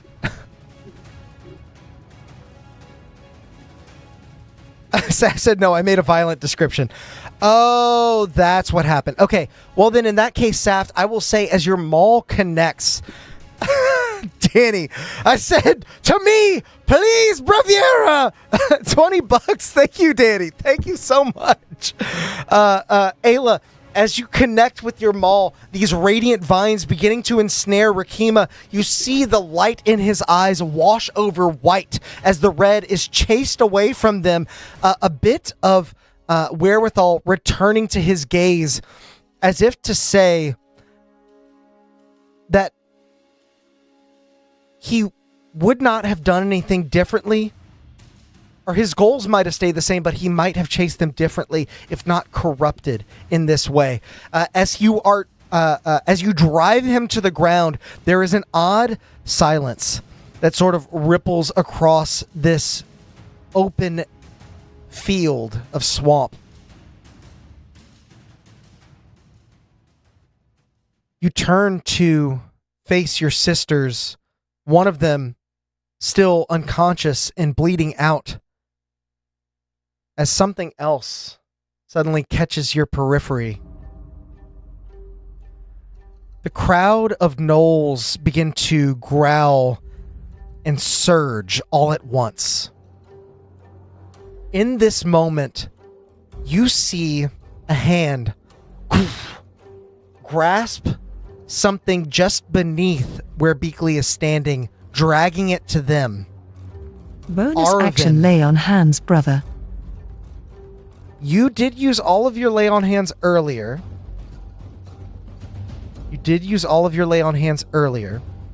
But I'm going to say that in this moment, you go to lay on hands and you see that Arvin is barely standing on his own power. Almost as if a red smoke is holding him aloft it peels off of him and his skin. What little hair remains grows more wiry and detached from the rest of his skin as he stands beaten and bloodied, clasping something small and metallic. He throws it to you. His eyes find yours, and you find terror in his expression. Take it and go! I'll buy you some time. And Ayla, I'm sorry.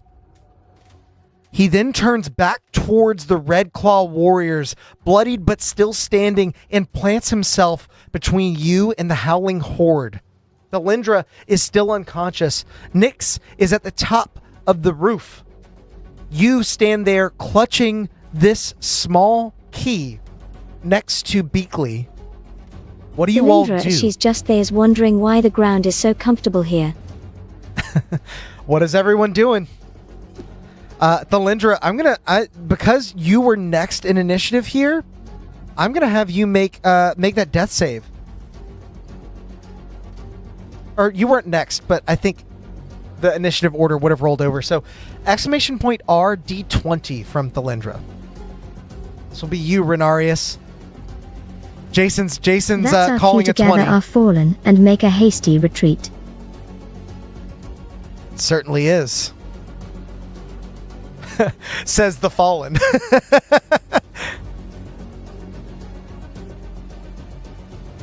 Oh my gosh. I don't know why the die didn't show up.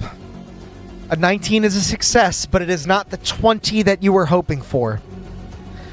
As Thalindra continues to struggle in their unconscious state, you see them beginning to self-stabilize, but there is an entire onslaught of gnolls on the way. You have but moments to figure out what you're going to do.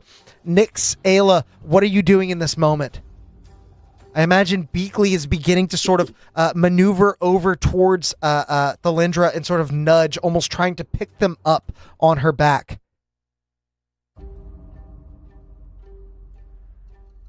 I posted a scene of Rakima and Thalindra over in Discord. Yeah, cool. Guys, go check out our Discord if you're interested in seeing what Jason has created. The link is in the description below. It's free to join, and we're pretty active in there. We do all kinds of fun stuff. What? Nyx looks down at her sisters in need of help and starts to climb back down to join them. Okay, I'm going to say that in this dire moment, you're able to climb back down, but as you reach the bottom, the other gnolls are nearly upon you. You can see that Arvin is standing there, very, very like Battle of the Bastards with Jon Snow in Game of Thrones, sort of staring down this crowd of people beginning to surge towards him. Left alone in battle, you see how many are there, and instantly, without even an insight check, you know how dangerously you were, close you came to death yourself. There's no way you could take on this many of them.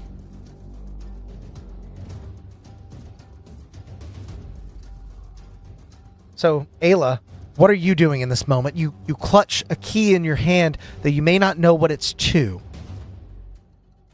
Are you all rushing away and escape through the camp itself, where there may be many other gnolls, or are you trying something else?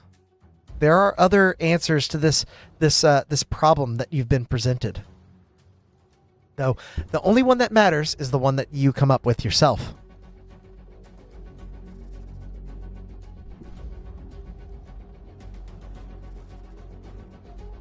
So, Ayla, what are you doing here? Thalindra continuing to bleed out. I will remind you all, Thalindra is the only one that does have a healing potion remaining. They have not used theirs, but you do have to force feed it to them. Ooh, Renarius reminds everyone of the trap door. Specifically not Thalindra, though, because Thalindra is sitting there bleeding out and convulsing.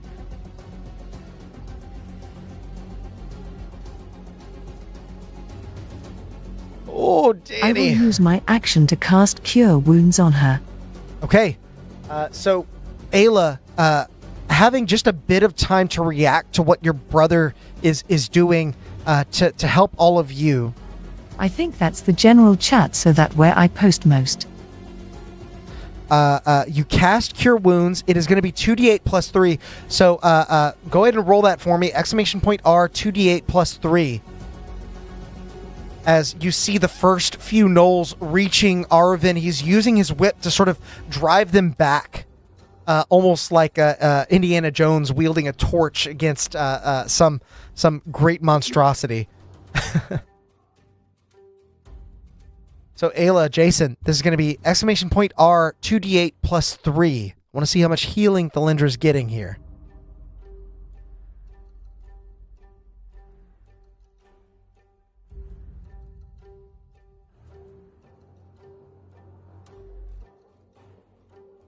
It's going to be 5. Unfortunately, that is the minimum roll. But it is not nothing. As you are able to get there with just enough time to place a hand on her, you see the first spear driven through your brother's thigh. In true Boromir fashion, he continues to fight through the pain. Whatever lasting effort remains, you know that these are likely to be his final moments. In these last moments, what are the three of you doing? Thalindra, your eyes shoot awake. You see Beakley standing there over you. You know the odds are stacked against you. In a moment, you have to decide what all of you are doing. The three of you need to decide. No more actions, no more preparation. There's only time for you to decide.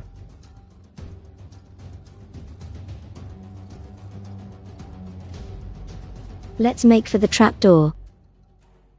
Do we head for the trapdoor? Nyx, you begin to ask as Thalindra almost cuts you off, and then Ayla, I imagine, actually holds out her palm with the small key inside.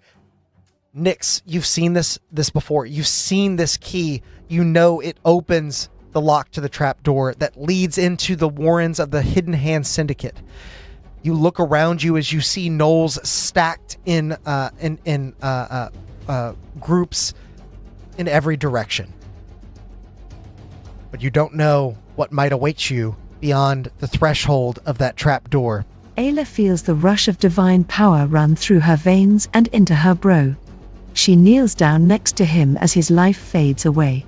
She watches as she loses her brother forever. I think he's dead. Ayla, you understanding the sacrifice that he's making to hold off the gnolls just long enough for you to escape, you can't even reach him, but you hold tight to the words that he uttered Nyx to you. Places a hand on Ayla's shoulder. Nyx places a hand on your shoulder, signaling that it is time to go. And the three of you, along with Beakley, rush over to the trapdoor. You thrust the key into the lock, open it, throw open the trapdoor, and see sprawling dark beneath you. Your eyes focus, but there's not quite enough time to make out what's beneath you. The gnolls are practically breathing down your necks as the red claw presses in from behind you. You have only a moment to decide whether you jump from the skillet into the fire or you remain for whatever fate awaits you with this red claw onslaught. I'm going to say... Nyx jumps without thought. Okay. Nyx leaps in, leading the pack as Ayla and Thalindra looks follow back at in. her bro one last time before running away through the trapdoor. Ayla leads the way into the darkness. Ayla, as you look back upon your brother, you see him still standing, though he does not move. Driven into him are spears, daggers, arrows. He stands there, holding his position with whatever ill power once fueled him to fight against you and your friends. That same power he was able to twist and make his own in his final moments as he told you Hurry, sisters, how let's sorry make our he was. escape, I say as I follow them through the trapdoor. All of you follow through the trap door. Ayla, your gaze lingers just a bit longer. Let's go, sisters. Mental Let image. us not waste his sacrifice for us. We shall endure and live to complete this epic quest. This image burns, sears into your mind. You dive into the Hidden Hand Warrens. And here we're going to take a quick 10-minute break. We're going to be back in just a little bit, so don't go nowhere. Join the raffle, and we'll see you then. Bye!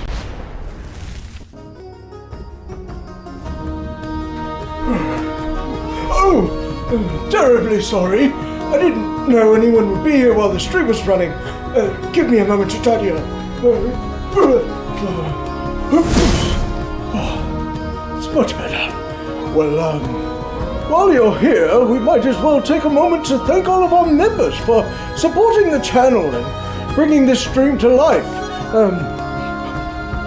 A huge thanks to Tides of Mo, Tabletop Beard, Grim Reaper, Atmos Seeker, Justinian of Darkport, Angel Jobert, Angel of Darkport, Brett Venable, Dutin 103, Zebek Longfang, Lil Tired, Memebot 69000, XIVM, Jason Miller, Corey of Darkport, Devin Beard, Wilfredo Figueroa, Ruby Rod, Sam Huffpower, Daniel Struve, Agile Monk, Moon Goose McQueen, Jude Eshett, Russell Mooney, Licia Harding, Saft 911, James Carr, Velsi, Drazadi, Renarius Ash Kevrin, Ira Wing, Tom Server, Chaos the Truth, Andrew Brown, Bob Zippity, Goddamn Cam, Meta Lisa, Flynn, Dwayne Bradway, Blabos, Tiago Livas, Samurai Knight, Chop 0240, JXC, Jonathan Gonzalez, David R., Thai Local Dog Boy,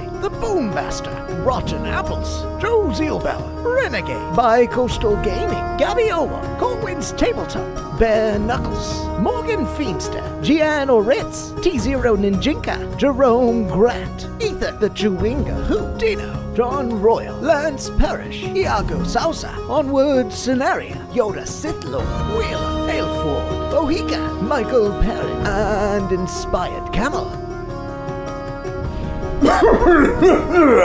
You know, members get tons of unique benefits as well, like these weekly shoutouts and emojis that they can use in the stream chat, and a heaping helping of chaos points that can be used to, well, perhaps it's better to show you. Welcome to Constructed Chaos, a D&D live play channel where you get to control the game. Join us on Wednesdays at 7 p.m. Central Time for our in-person live stream that allows you to influence our adventures in major ways. From alternate plot points to rerolls to absolute chaos. And tune in on Mondays at 7 for our brand new Chat Plays D&D format where you get to roll the dice and pilot the characters themselves straight from the live stream chat. And between it all, there's tons of homebrew content and guides that we release every single month. So be sure to subscribe to the channel. And until next time, go out there and make some chaos. Greetings, viewers. Bramble Backfoot hopping by to let you know about our monthly homebrew packet issued to all those brave enough to join the ranks of our prestigious order. With a plethora of items, monsters, mechanics, and more, it's easier than ever to bring chaos home to your table. So become a member and let's fight the forces of evil together.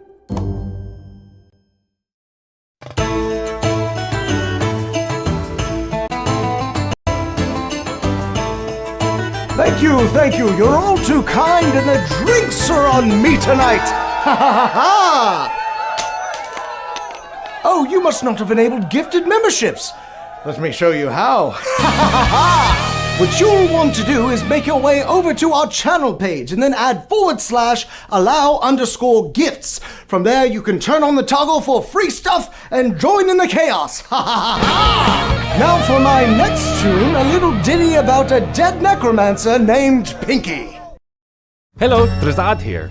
Oh my god, you have got to come check out all of our wares. We have so many different things. Help support the stream and get yourself some new magic items as well over at the Constructed Chaos store.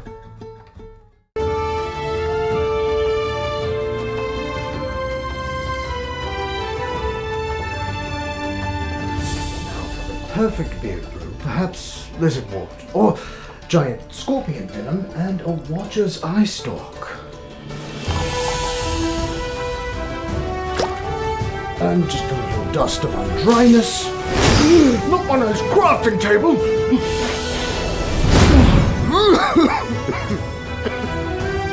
Can someone explain the pretty dead good, actually. necromancer name Fireball! Pinky?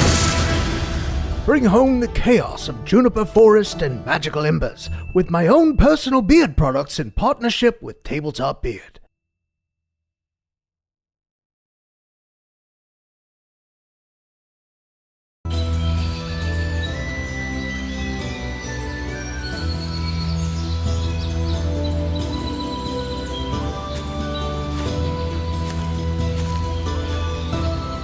Owlbear Dritz here, letting you in on a little-known ranger secret that'll keep you satiated in the wild, even when you have no rations left. Ew, not that. I'm talking about subscribing to the channel and hitting that bell icon. It's easy to miss the signs of a stream going live if you're not prepared. So make sure to do that and... What was that?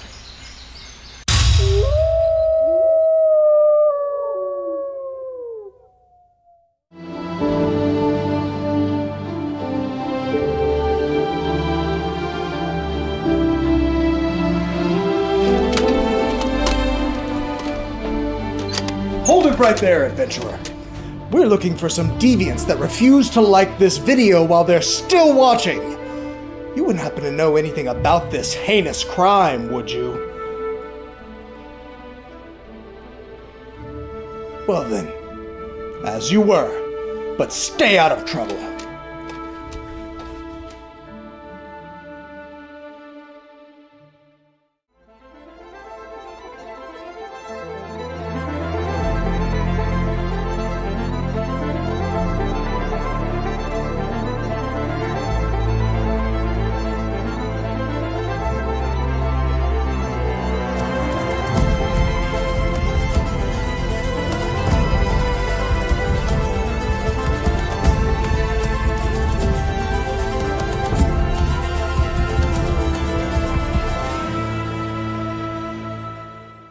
It appeared out of thin air when they found it, as if by the will of the plains themselves.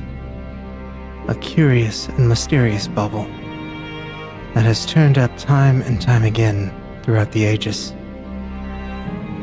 Some have studied it all their lives, hoping to unravel its uniquely fascinating magical properties. Many more have used its power for their own, though all falling victim to fate in the end. Now, it calls to you. By chance, by destiny, by desire, it matters not. It calls to you, and it calls to be cast from your palm, so that it might deliver unto you the unknown wonders held within.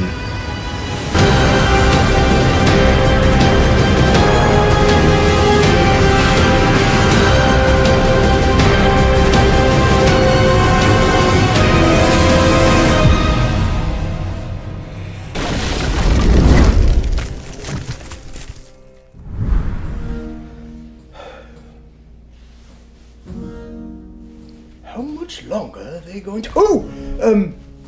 excuse me. Are they still not back?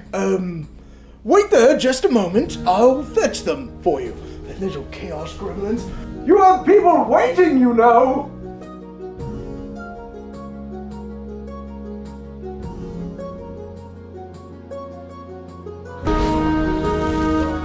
Welcome back, everyone. Oh, guess we ran 2 raffles tonight. Thank Danny Leo for that. I guess I was inspired into some extra generosity.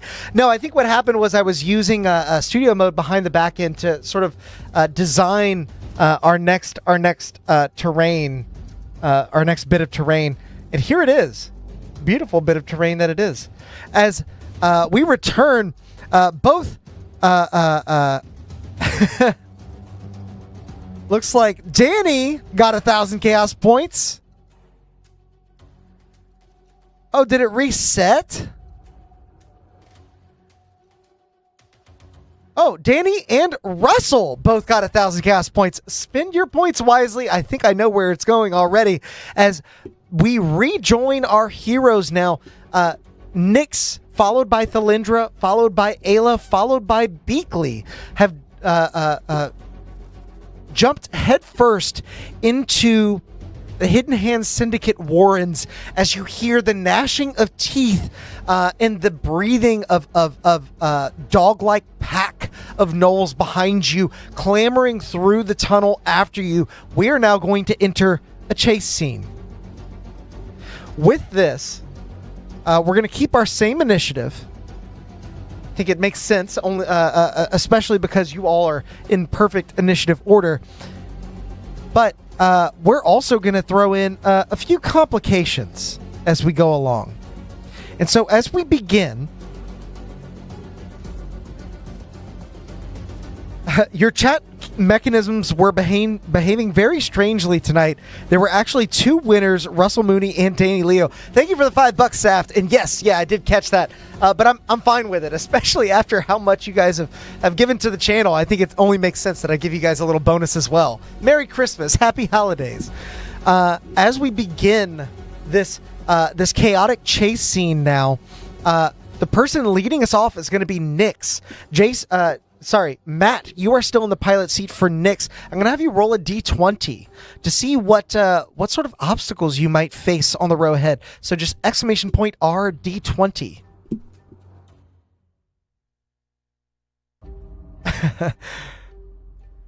Goodwill to others and God smiles to those who give back for the holidays. Thank you so much, Danny. Seriously, if that is true, then God is certainly smiling down upon you. That's weird. Matt, try again. I don't know if it saw you. For some reason, it didn't work. If I need to restart the bot, maybe I broke something, I can. Try one more time, and if it doesn't work, I'll restart. There it goes. Just had to jog its memory a little bit. Natural 20! just off the rip. Unfortunately, this isn't one of those rolls. As you rush forward, you feel a very familiar psychic thrum in the air. Your eyes adjust to the darkness, the catacombs that you were once familiar with as dark, cavernous hallways, interconnected in web-like ways, are dressed now with something you didn't see last time you were here. Pale roots line the side of the walls, casting an amber glow, ominously reminiscent of the pale root bulb you hold at your chest. I would normally roll this damage roll. Actually, you know what? I'm still going to roll it, but I'm going to let you guys see it.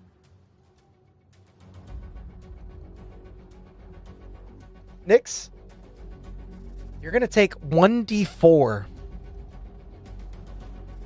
psychic damage. I can get this camera. And I'm pretty sure you're going to drop on even a 2. So you need a good roll here. Oh, sorry. You get to make a saving throw first. Sorry. I have it out of order in my chart. Go ahead and roll a Constitution saving throw for me, Matt. It's going to be !R con save. But now you know what's at stake. Because if you don't save, there's a really good chance that you're dropping unconscious here. Oh no, you have 7. You'll be fine. Okay. With a 21 anyway, you're familiar with this magic. You've had it held at your chest all along. You rolled a nat 20 first back from the break, so it makes all the sense in the world that you are able to push through this sort of psychic resonance that begins to tug at your innermost thoughts, dredging up the nightmares that you thought you had forgotten. It is now your turn as you turn around and you see 3 gnolls close enough to attack you. There is a crowd of them beyond. There's a crowd of them even further back, but there are 3 that have maneuvered close enough to attack you. And you can tell that likely every round there will be more. But if you want to make it out without taking any damage, you may want to fell them before they can do the same to you. What are you doing with your turn here, Matt? Pressing on forward, able to stave off those psychic effects. Nyx would like to firebolt at them. Okay. You firebolt at the closest one. I'm going to have you make an attack roll with your intelligence. So it's going to be !R, INT, attack. We're going to see if you can hit them first. First and foremost.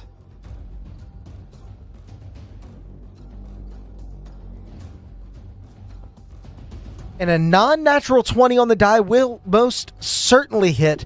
Go ahead and roll 1d10 fire damage. So it's !R 1d10. I want to see how much damage you do to this individual.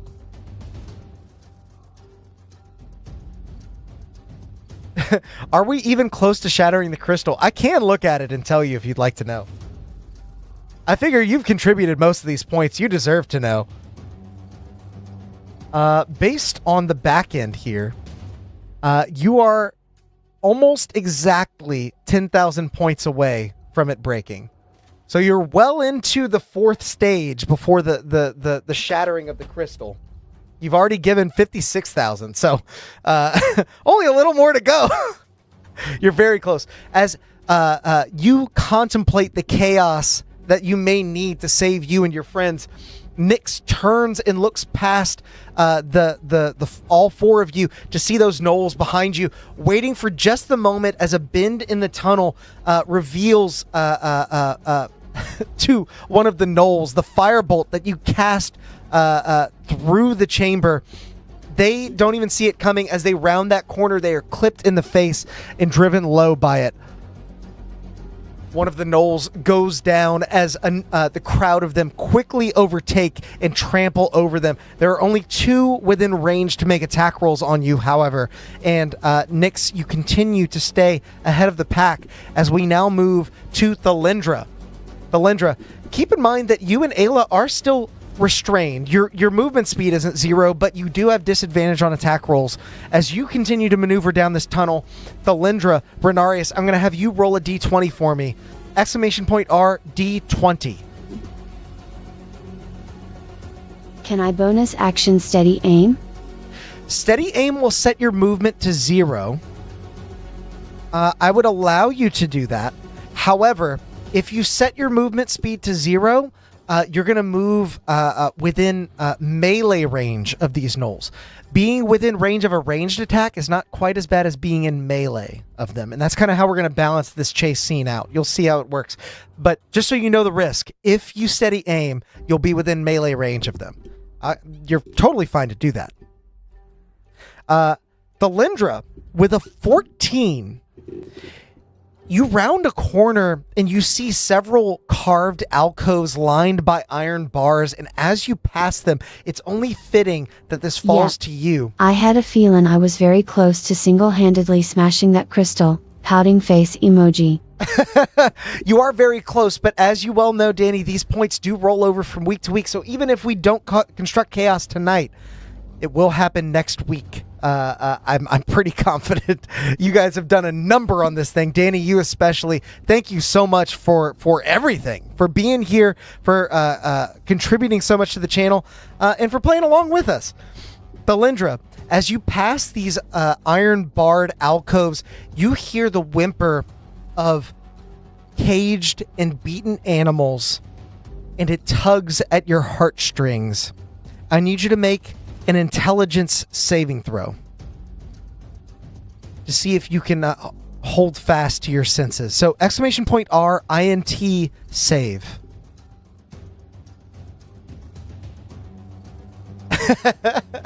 Danny, it's okay. Reading out the messages aloud, even if it's out of character, I think is fun. Definitely makes it seem less like I'm just playing with the voices inside of my head. Okay.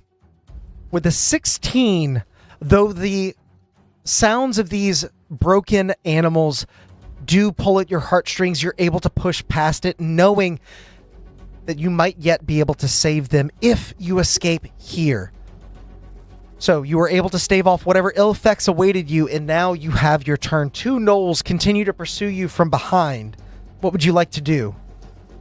Keep in mind that you are restrained. You don't have 0 movement speed, but you can either try and maybe break your restraints, or if you would like, you can just make an attack roll with disadvantage. How you choose to attack is up to you. I like running chases, but I don't like watering them down so much that you guys don't have the opportunity to be creative. So feel free to come up with whatever your heart may desire. I'll try to get out of restraints as I continue to follow Nyx. Okay, then in that case, go ahead and make an athletics or acrobatics check. Your choice. It's whatever Thalindra is better at. I'm not sure offhand. So either !R athletics or !R acrobatics to get out of these restraints. There is a DC that I've had in mind that has carried over since the last session. You guys have been wearing these manacles for quite a while. Not very long in-game, but out of game, pretty long time. Oh my gosh, these manacles. This old lady must have had a lot of experience because she really secured them on tight. Maybe because you had failed at your sleight of hand check to make them looser, she actually over tightened them, and it's so hard for you to slip your hand out. You tug and tug, even trying to alter your form a little bit, but the manacles keep the cuffs keep combining with your wild shape in a way that does not allow you to just get them off or slip out of them. So that is your action. You do still have your bonus action if you would like to do something else, but if not, we're going to move on to Ayla. Ayla, while Thalindra thinks about what else she may want to do, go ahead and roll a d20 for me. You guys are continuing to rush down the hallway with 2 gnolls hot on your tail.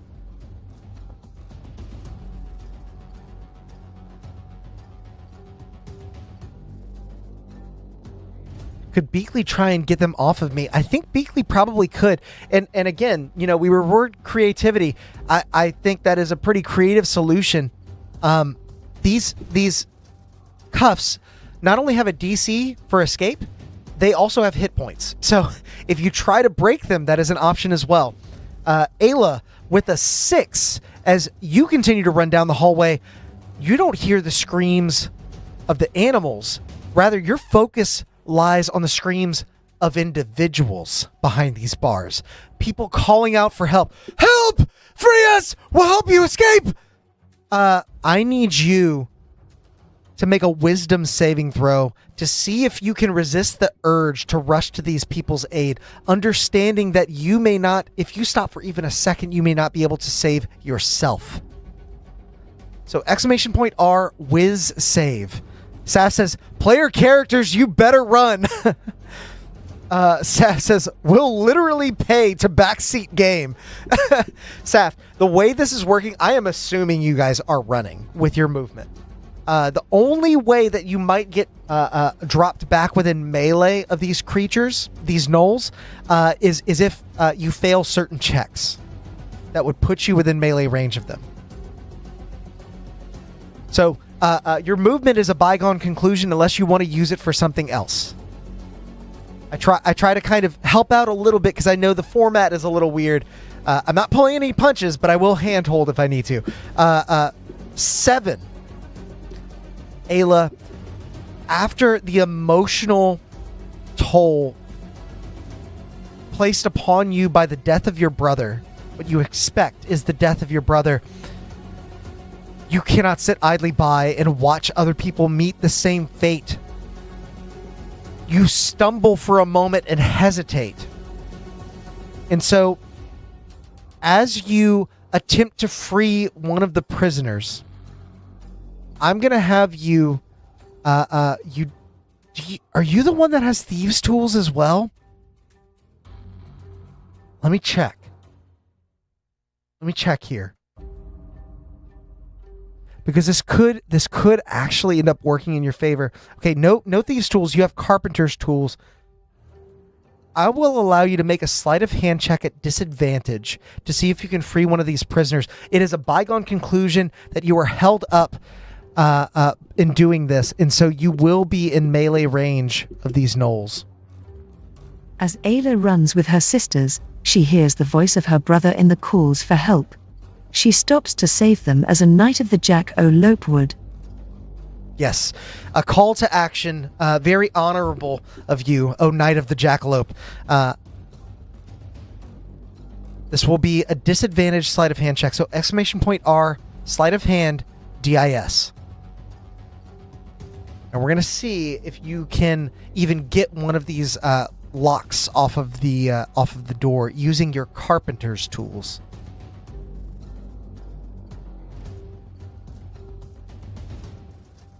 If not, you may just get clobbered for nothing, but we'll see.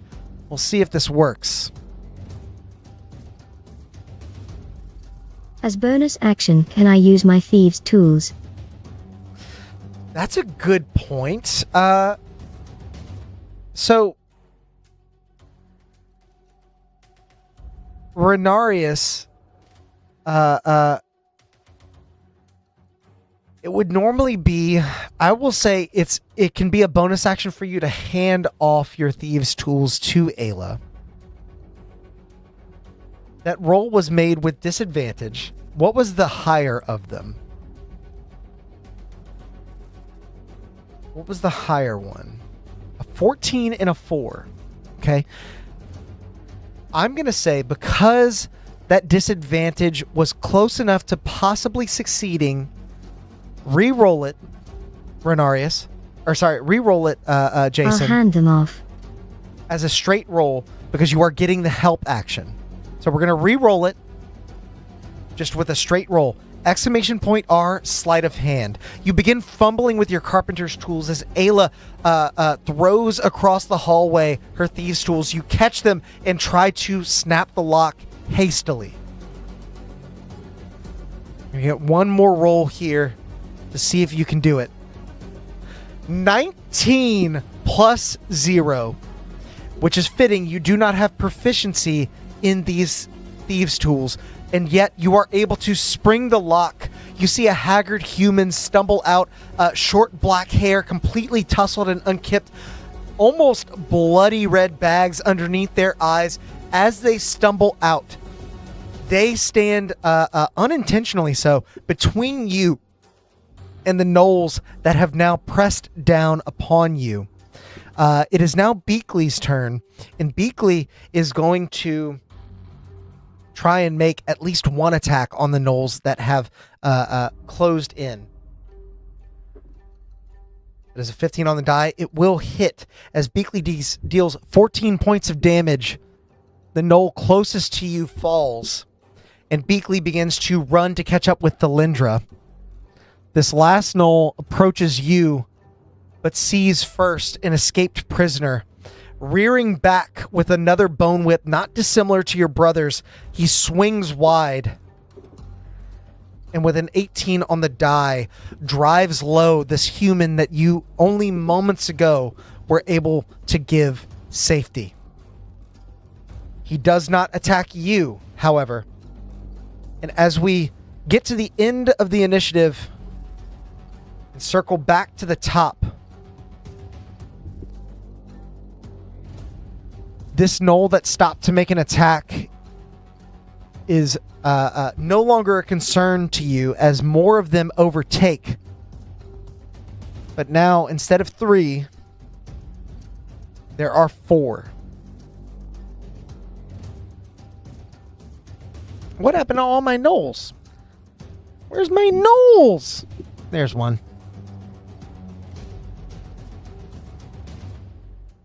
I only had time to paint 2 gnoll minis. So with this, Ayla, you're sprinting on ahead. You're no longer in melee range with this new set of gnolls, and we're going to start back at the top. Now that you guys have seen how this works, full disclosure, and I think your characters would know this as well, your only hope for escape here is not necessarily to outrun the crowd, but to break line of sight with these initial attackers these ones that have surged out ahead of the rest of the group, and hide. They run this space down here. They know it like the back of their hand, and they are hot on your heels. There are so many of them, you can't imagine that you would possibly be able to fell them all. But if you can fell enough of them, break line of sight and hide, perhaps they'll rush right on past you. As we now move back to the top of initiative, Nyx, I'm going to have you roll a d20 to see what your complication is here. What problem now faces you as you continue to scurry ahead? Yeah, raw gnolls are fiends per the monster manual. You're absolutely right. I was kind of, and I do this a lot, I was using gnolls as sort of a rough concept. In my mind, it does make sense that they're fiends in this context, but I wasn't sure if I was going to make them fiends specifically here. But I was more or less using the gnolls as a concept and as a stat block more than anything. I do think I'll probably end up settling... I would like to use Nature's Wrath to restrain the gnolls on my turn. That is a fantastic idea. Ayla, you begin channeling magical energy, feeling the weight of the lost soul that you had just freed.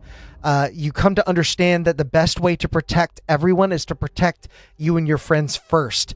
And in that way, the blessing of the Order of the Jackalope shines down upon you. We will circle back to that when we get to your turn. But first, Nyx, Danny, I need you to roll a d20 for me. Exclamation point R d20 to see what your complication is. Yeah, but gnolls are fiends by raw. I wasn't sure if I was going to do that, but I do think I'm probably going to settle on fiends anyway. The stat block that I made, the custom stat block, will be in one of the future homebrew pamphlets. You get access if you're a member. Okay, 16 on the d20 roll. As you continue to rush past these cages, there's a particularly large beast. Looks to be some sort of gorilla, although they don't quite resemble a mammal anymore after losing so much of their hair. You see them sort of thrashing around, hoping to get out on their own power. The raucous calls of the gnolls outside emboldening the animalistic rage within them. As they thrash, a bit of rubble begins to cascade down over you. I need you to make this is going to be a dexterity saving throw. So exclamation point R, dex save, to see if you can avoid the rubble that's falling down all around you. See if you can avoid the damage that you might take as a result.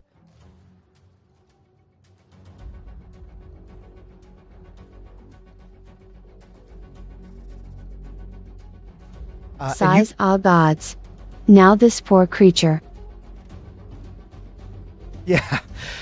There's a lot of that in these complications, and perhaps your characters are starting to put together that a lot of the creatures and people that the Red Claw were gathering were being put down into the Hidden Hand Syndicate warrens for some unknown and foul purpose. So Danny, it's going to be exclamation point R, dex save. Saft has dropped another 300 on the Chaos Crystal there. Oh, save. You missed the E. Spell check is not online, unfortunately. It's one of the many features we tried out but didn't quite work. Try one more time here for you. I don't want to give you a 0 dex save. Especially not after you've been so nice and generous to us. One more time, Danny. As you all continue to run ahead, I did see somebody mention action dash in the comments below. That's certainly something that you can do to try and break line of sight with the gnolls behind you. And it would make you unable to be targeted by their attacks. However, do it enough and you may incur some exhaustion. Okay, with a 17, Nyx, you begin diving side to side, actually using the walls of this tunnel as footholds. As you continue to propel yourself forward, you avoid most of the debris other than a bit of sand that gets in your eyes, a bit of dust. You wipe it away and continue to rush forward. What would you like to do with your turn? as you see 4 gnolls now pressing in from behind you. The way is clearer ahead of you, and you imagine you might have a chance to hide if you can keep these gnolls off your back for long enough that they can't see where you go. I like to bonus action dash to make more haste. Okay, you bonus action dash and begin sprinting ahead of the group. You have broken line of sight with the gnolls behind you, but your friends have not. In this position, if you would like, you can use your action to hide.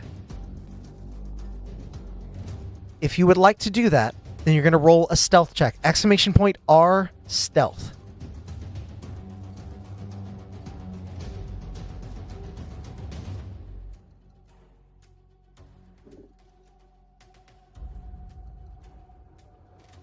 I did roll a perception check on my end for the gnolls as they rush past.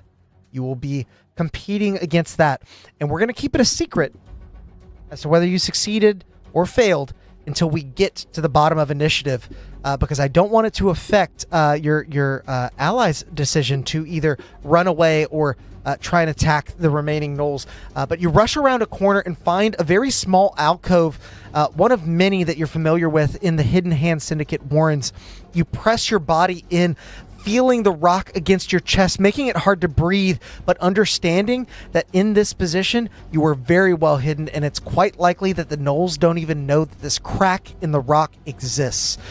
You hide yourself here with a 23 stealth check as we now move on to Thalindra. Thalindra, you see Nyx rush on ahead and obscure herself. Quick thinking keeps you from drawing attention to her hiding spot, but what would you like to do with your turn? Be thinking of that as you roll a d20 for me for your complication. !R d20. Thalindra wants to also dash and try and find a hiding spot as well. Okay, so the reason the reason Nyx is able to do this is because she can dash as a bonus action and then hide with her action. Hiding is normally an action, dashing is normally an action. I would allow you to dash and get out ahead of everyone, but then you would not be able to hide this turn. So that is totally your call.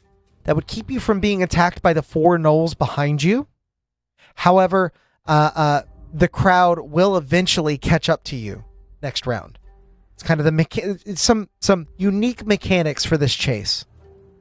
But with a Skip 9... the dash and just try and hide. Okay. That's certainly an option. So with a 9, you're continuing to rush forward in the sort of... You're looking for your own hiding spot, similar to what Nyx did. You're seeing the red light of these pale roots beginning to sort of flicker. It's making it hard for you to see the way ahead of you. I'm going to have you make a wisdom saving throw to see if you can ascertain one such hiding spot in the shadows. So !R whiz save. Technically, I think this would be a perception roll, but I think based on what could happen, it should be a whiz save, so we're going to go that route. Okay, with a 12, Thalindra, you press forward, and as you round a corner, you think you see a crevice based on the flickering light, and when you approach, you are met with utter dismay as you shove your body into solid rock. As the lights flicker again, now from a different direction, you can see that this was just a shadow cast along the wall, and unfortunately, your hesitation here puts you within range of the gnolls to attack you directly. So, that was your complication. You are within range of 4 gnolls that are tailing you. What would you like to do on your actual turn with your action? You were trying to hide. Granite. Took that for granted. Yep. Good one. You absolutely did. You took it for a hole in the granite. You took it for a shadow, but it was granite. Very clever. A round of applause in chat for our friend Matt. Really good dad joke. I will always give appreciation where it's due for those. Can Thalindra Starry Wisp? Thalindra can absolutely Starry Wisp. Targeting one of these gnolls, Thalindra, now understanding that you may be in danger here, I'm going to have you make an attack roll with your wisdom. So it's going to be !R Wiz attack. W-I-S attack. As you begin to gather a bit of the amber light cascading from these roots into your palm and thrusting it out in a focused burst. A 24 will certainly hit. Go ahead and roll, Thalindra. It's going to be 1d8. Roll 1d8 for me as this starry wisp, a focused beam of red light, emanates from your hand into the nearest gnoll's face. 4. As you connect with this gnoll that actually looked quite a bit skimpier than some of the others, it crumples to the ground. You actually, instead of its face, I'll say the starry wisp drives out and clips their feet out from under them as they tuck and roll. The rest of the gnoll group behind them just sort of tramples over them. No love for their brother. As we now move past your turn, though you do still have a bonus action. Once again, you can think about what you'd like to do with that. We're going to move to Ayla. Ayla, you have pressed on ahead. You see Nyx has made it ahead of the tunnel and is pretty well hidden. You see Thalindra tried to do the same but fell behind and is now facing down 3 gnolls by herself. I need you to roll a d20 for me to see what complication you get. So, !D20. Bonus Cure Wounds on Nyx. Cure Wounds is not a bonus action. Do you have Healing Word? Let's see. You do have Healing Word. So as you fall behind, you cast a Healing Word out in front of you towards your friend Nyx. Go ahead and roll 2d4 plus 4 as Ayla rolls a 14. So, Thalindra, roll 2d4 plus 4 on a Healing Word. And that's how much Nyx will be healed for. Ayla, you continue to charge ahead. The whimpers of those animals now are rattling your senses. You're almost in tune with the fact that these creatures need help. Okay, that's going to be 8 points of healing for Nyx, bringing you up to 15. Ayla, I need you to make me an intelligence saving throw to see if you can remember what happened only moments ago when you tried to free one of the people in these cages. You're wondering if maybe the animals might be more help, but wisdom, or rather intelligence, would dictate that you should continue to run ahead. So, !R int save for Ayla. Dazima, looks like you're in the pilot's chair now. I don't know if you have for just a while and I missed it, but here you are.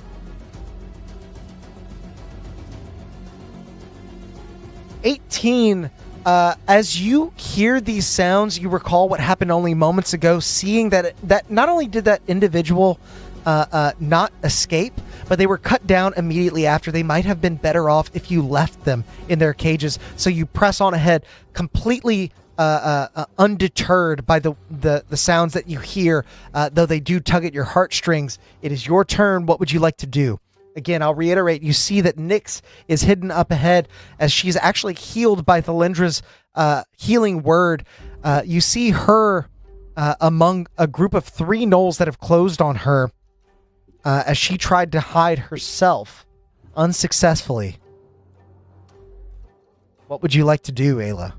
I will use Nature's Wrath on the gnolls, then run and hide. That's right. I forgot you were going to do that. So as you channel that divinity that you've been holding on to, understanding that your escape could be what frees these other creatures eventually, you channel your divinity and use Nature's Wrath as all those gnolls Technically, it's creatures within 15 feet, but I'm going to say they're closing on you, and you're choosing not to run yet. All of the gnolls behind you need to make a strength save. The DC is 13, and I'll roll for each one. The first rolled a 5 on the die. They will not save as your vines ensnare them. In particular, those vines are now pale. You're sort of guiding the same amber, or rather violet-filled pale roots around you to ensnare your foes. The second roll is a 16 on the die. They will save as they leap out of the way on all fours, the roots grasping at air. The last one rolls an 18 on the die. They will save. So one of the gnolls, I'll take the less good-looking mini, is ensnared and subsequently trampled by the crowd rushing in behind them. There are 2 remaining. That was your action.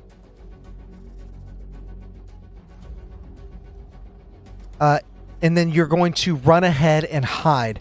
So, if you would like, I will allow you to make a stealth check. But because there are 2 gnolls in line of sight of you, they're each going to get perception to try and beat you. So, exclamation point R stealth to see if you can hide from them.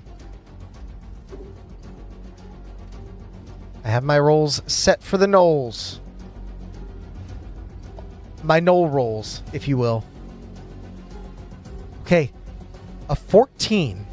Just like we did with Nyx, I will not reveal to you if that is a success or a failure, but you are able to round a bend, and actually you find an open cage where there are no creatures, no people, and just as you round the corner, you dive into that area, leaving the cage door open and understanding that these gnolls are in such a feverish blister pace that they may just rush right past.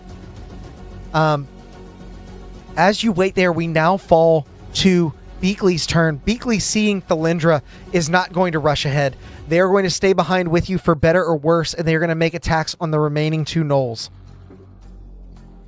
One of the attacks is a natural 20. The other, unfortunately, is a 6 and will miss the gnoll. But as it connects, dealing 14 points of damage, one of the gnolls does crumble to the floor. The second one is going to make a retaliatory attack against... you know what? Evens, it's Thalindra. Odds, it's the owlbear. Odds. Attacking Beakley.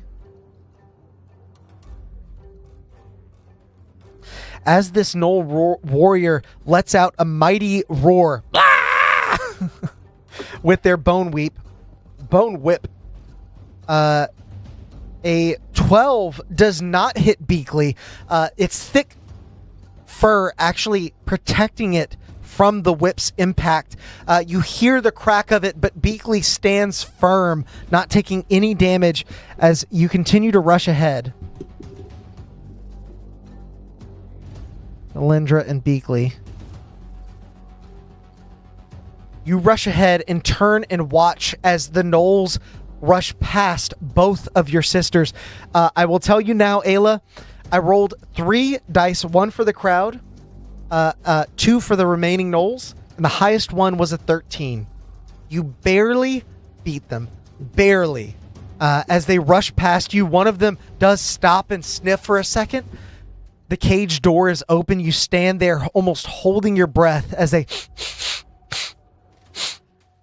You hear howls up ahead in the caverns further down as your sister continues to flee, and the gnoll, with some serious FOMO, continues to rush on ahead.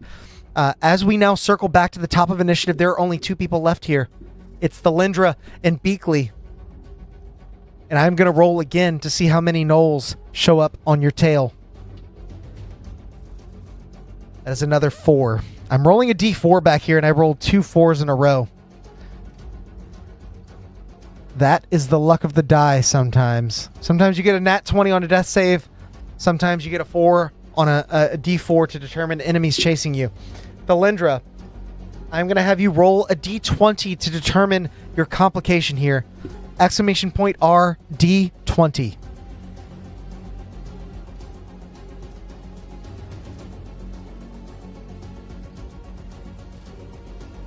Thank you guys for being so on it tonight. Everybody's on top of it. Okay, with the 3, as you continue to rush ahead, those same echoes that spurred on the knoll that almost found Ayla to rejoin the pack are now causing a little bit of confusion for you. You're hearing those echoes bounce off of the walls in ways that make it hard to determine which way ahead of you is correct and which way is a dead end. Nyx is no longer leading you. You can no longer rely on her prior knowledge of these warrens. I need you to make a perception check to see if you can ascertain the correct direction. So exclamation point R, perception.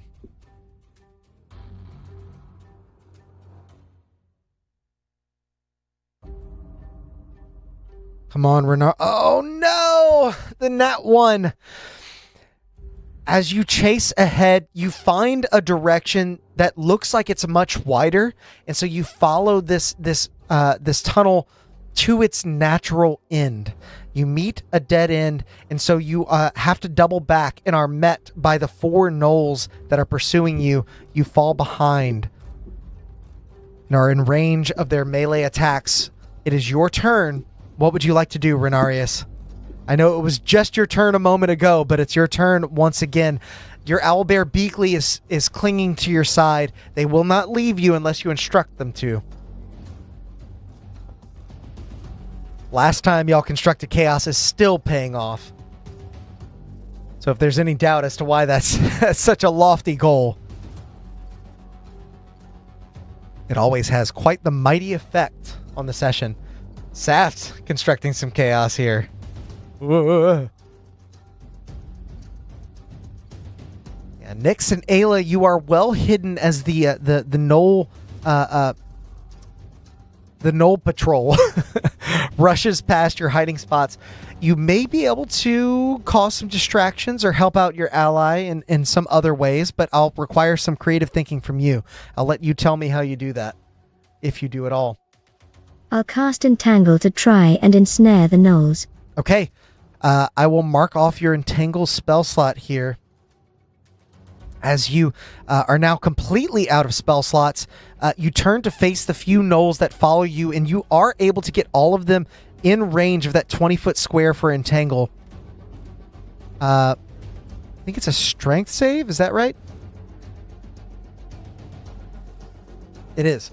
I'll roll once again for each one of them as we move along. The first one just rolled a natural 20. It saves and is not restrained as those pale vines begin to leap up, much in the same way that Ayla's Nature's Wrath did. The second roll is a 6, and they fail. The third roll is a 16, and they succeed. The last and final gnoll roll is a 7, and they fail. You are able to restrain the 2 rearmost gnolls as vines leap up around them, sort of grab them and pull them back into darkness. You hear meaty thuds as other gnolls in armored boots and bare claws just trample over their comrades without any mind for their safety. There are 2 still hot on your tail, but that's a lot better than it was just a moment ago. You do still have your bonus action, but while you think about what you want to do, we're going to move on to Beakley, who's going to make 2 attacks on the gnolls that remain. That is... Hang on, I got to check the AC. I know it's somewhere around 13 or 14. Okay. Their AC is a 15. And Beakley rolled a 2 plus 7 for a 9 and a 7 plus 7 for a 14. Both attacks will miss. And so these gnolls are now looking down at you menacingly, ready to dish out their own bit of damage. They make an attack roll on you at advantage, actually, because you are still restrained. That is going to be a 17 plus 4 for a 21 to hit. As Thelindra, you take 5 points of piercing damage. One of the gnolls sinks their teeth into you. Thelindra, you had only 5 points. of health. As you are dropped, the remaining gnoll is going to make an attack roll on Beakley. That will hit with a 18 total, as Beakley takes 5 points of damage. The last thing you see in this moment is your owlbear companion reaching down and pulling you onto their backside as they begin to rush on ahead, flails whipping against them.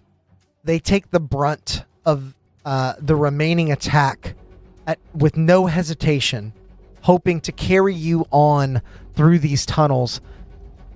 They are a big animal, so it's going to take a lot for them to escape.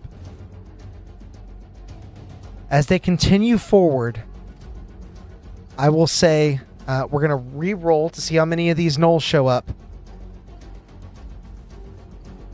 2 this time, so I'll actually leave the 2 that are out there. Delendra, you're being carried by Beakley, that warm fur rubbing up against your skin, that familiar feeling of cuddling with your best friend, almost lulling you into that sweet, sweet dream. I need you to make a death saving throw for me. Exclamation point R D20. Saf says, righteous choice, Renarius. Entangle still creates difficult terrain. Yes, it does. It does create difficult terrain. I will... Okay. 19 is a save. It's not the full success that you need to just pop right back up. Entangle does indeed create difficult terrain. And I will say that these gnolls on this turn will not get in range to make melee attacks, but they will get in range to make a ranged attack. Delendra, that was your turn. As we now move to Beakley, they are going to rush back at the 2 gnolls pursuing them. And just so you know the stakes, I will come clean with you here. If Beakley is able to fell these 2 gnolls, I'm going to say that Beakley can then use their movement to rush into one of the open cages and hide. They will still have to beat at least 1 perception check, but they might yet escape. Just so you know, there's no plot armor here. I love this. I love this trend. I'm going to keep doing it. I'm going to show you guys the dice rolls. First, we're going to roll for both of Beakley's attacks. Both of these need to hit. That is, as you can clearly see, a natural 1 and a non-natural 20, as one of the gnolls is felled. At this stage, Beakley does still have their movement left. They rush on ahead, trying anyway to try and hide themselves in the cave, hoping that the flickering amber lights all around keep the gnolls from noticing them. We're going to roll another 2 dice. Well, first we're going to roll for stealth for this owlbear, which is not, as we well know, it's not exactly going to be high.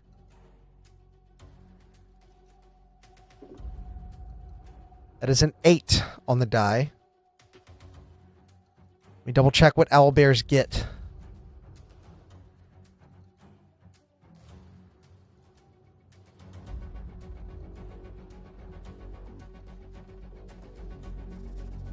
Owlbears for stealth, I think, rely just on their dex. They do not get a bonus. That is going to be a 9 total. With that, the gnoll crowd gets a die, and the remaining gnoll that the owlbear did not fell gets to roll for perception. That is an 8 and a 9. Gnoll warriors on perception get a straight roll. They do not have a plus or a minus to their roll. So as one rushes by, the crowd begins to press beyond the gate. And I'm going to say that because one of the gnoll, that this gnoll rolled a 9, tie normally goes to the knoll. I'm willing to double or nothing and do a little rollies for you guys. Belindra, since you're unconscious on top of the owlbear's back, I'm going to have you roll a d20. Exclamation point R, d20. And this will be a contested roll against the Knoll's perception to see if I they use truly notice you. Druidcraft to take out the lights near Beakley on my turn. You're unconscious. 17 is very strong. Let's see if this Knoll is stronger. Guys, I cannot make this up. As we've established, the Knoll gets a straight 17, but the owlbear gets +1 to its stealth thanks to its dexterity. That 17 you rolled, Thalindra, is an 18. And as you sit unconscious on the back of your owlbear, the howls of the Red Claw thralls echo through the tunnels.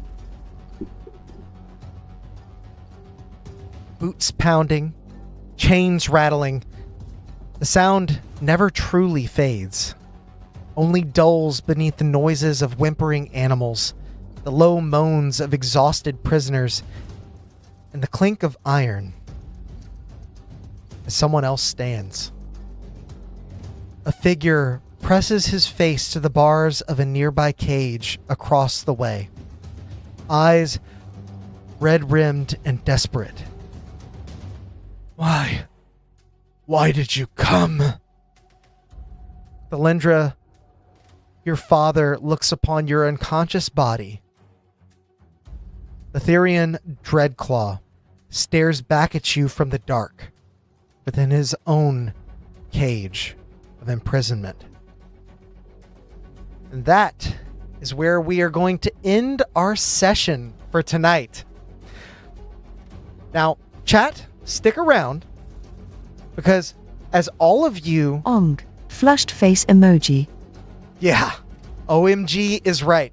As all of you have escaped these knolls, you will not be given a long rest here. However, Just you will keeps be getting given better. the opportunity to level up. And so, we're going to do that right now. Excuse me while I connect a little something here.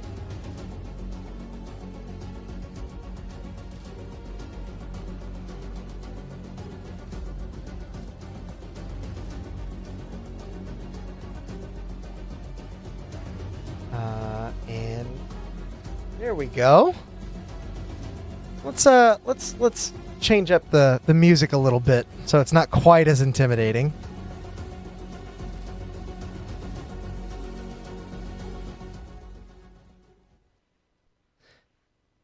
All of you have successfully avoided the Knoll Patrol. And you are not entirely out of danger. You don't get a long rest here. At least not yet. But we are going to level you up. I don't like to use the long rest level up rules. I never have. Oh, that's the owlbear. Don't mind that. As we're going to start off with Zazima. Thanks for sticking around. If you're still there, you get to tell us what character class we're going to be leveling into. It has to be one that Ayla can take. You could just continue on in Paladin, or you can multi-class if you'd like. So what level are we taking for level 4, Zazima? Paladin Warlock combo? Ooh, interesting. Rogue Ranger combo for Nyx. We didn't do a multi-class last time, but we certainly could this time.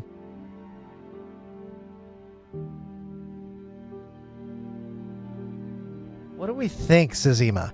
And once you decide that, we'll pop somebody else into the Warlock pilot's if chair. available. Warlock if available. Warlock is a charisma-based class, so you certainly can do that. So we're going to add... Oops. Add another class. Interesting. Delving into some darker magic here. I wonder what their patron might might be flavorfully, of course. As you take your warlock level, we're going to manage the HP now. It did add... I think it added the average. What were you at before? 32? Oh, no. It gave you the bonus for tough and your constitution. Sorry. So, we're going to pop you out here, Zazima. We're going to have somebody else roll hit points for Ayla. Jason, coming in, you got your wish, Paladin Warlock combo. Go ahead and roll a D8 for me to see how many hit points they're going to get. Exclamation point R D8.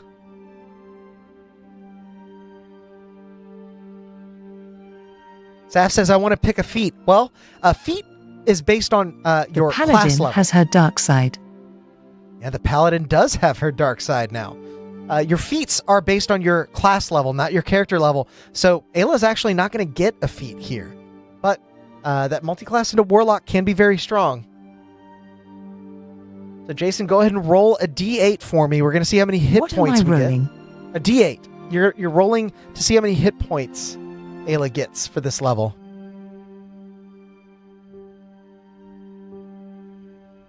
Hope it's good. A 4. Okay, so right around average. That's okay. You already get a lot from tough and from your constitution bonus.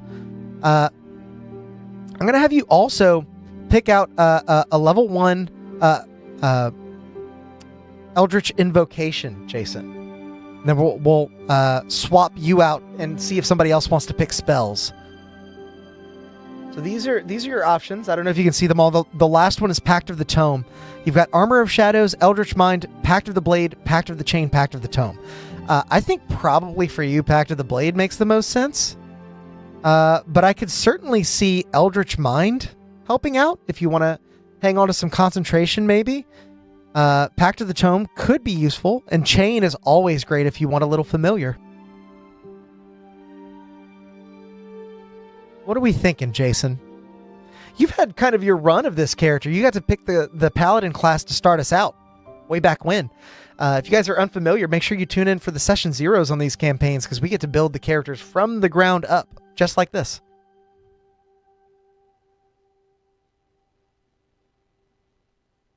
Pact of the Blade. Pact of the Blade it is. Okay. So our lovely Ayla Paladin, our Order of the Jackalope Paladin, has now taken a dive into something dark. Fitting for exploring Darkwell now. We're going to move on and see who gets to pick out the spells. She will use her blade to dominate her enemies. She will use her blade to dominate her enemies, indeed. Now, Russell is in for Ayla. I'm going to let you pick out as many of these cantrips and spells as you want. You get 2 cantrips and 2 spells. There's quite a lot. I can kind of scroll through them and maybe even offer some suggestions. Booming Blade is always interesting. Could help you bolster your smites, and it's a cantrip, so you can do that on all your weapon attacks. Considering you don't have extra attack yet, that could come in handy. You've got Eldritch Blast. Good ranged option for Ayla. Could prove useful. Frostbite certainly would have helped in this last encounter. Jason is suggesting Booming Blade and Eldritch Blast. Another opportunity for Nyx's ascension. I honestly feel I earned this privilege since I wasn't here for session 0. You absolutely did. Danny, it's all you, man. When we get to Nyx, you'll get to decide the character class. Might even let you roll the hit points, too, considering how much you've done tonight. Eldritch Blast, Booming Blade for cantrips, Hex and Tasha's Hideous Laughter for first levels. Don't. Okay. Hex and Tasha's Hideous Laughter. Honestly, you didn't have a whole lot in the way of concentration, so this really rounds out the character nicely. I like what you guys are doing here. Very cool. I think that's everything. I usually forget to do spells, so I'm glad we remembered that this time. Ayla is leveled up. Let's move on now to our friend Nyx. Danny, what level are we taking? What I meant class? to say I didn't earn it. Oh, you didn't earn it? No, you absolutely earned it. Absolutely, you earned it. Are we sticking with the rogue class, or are we trying something different, Danny? Oh, it's shuffled out to Matt. Matt, I guess you get to make the decision. Danny passed it off to you.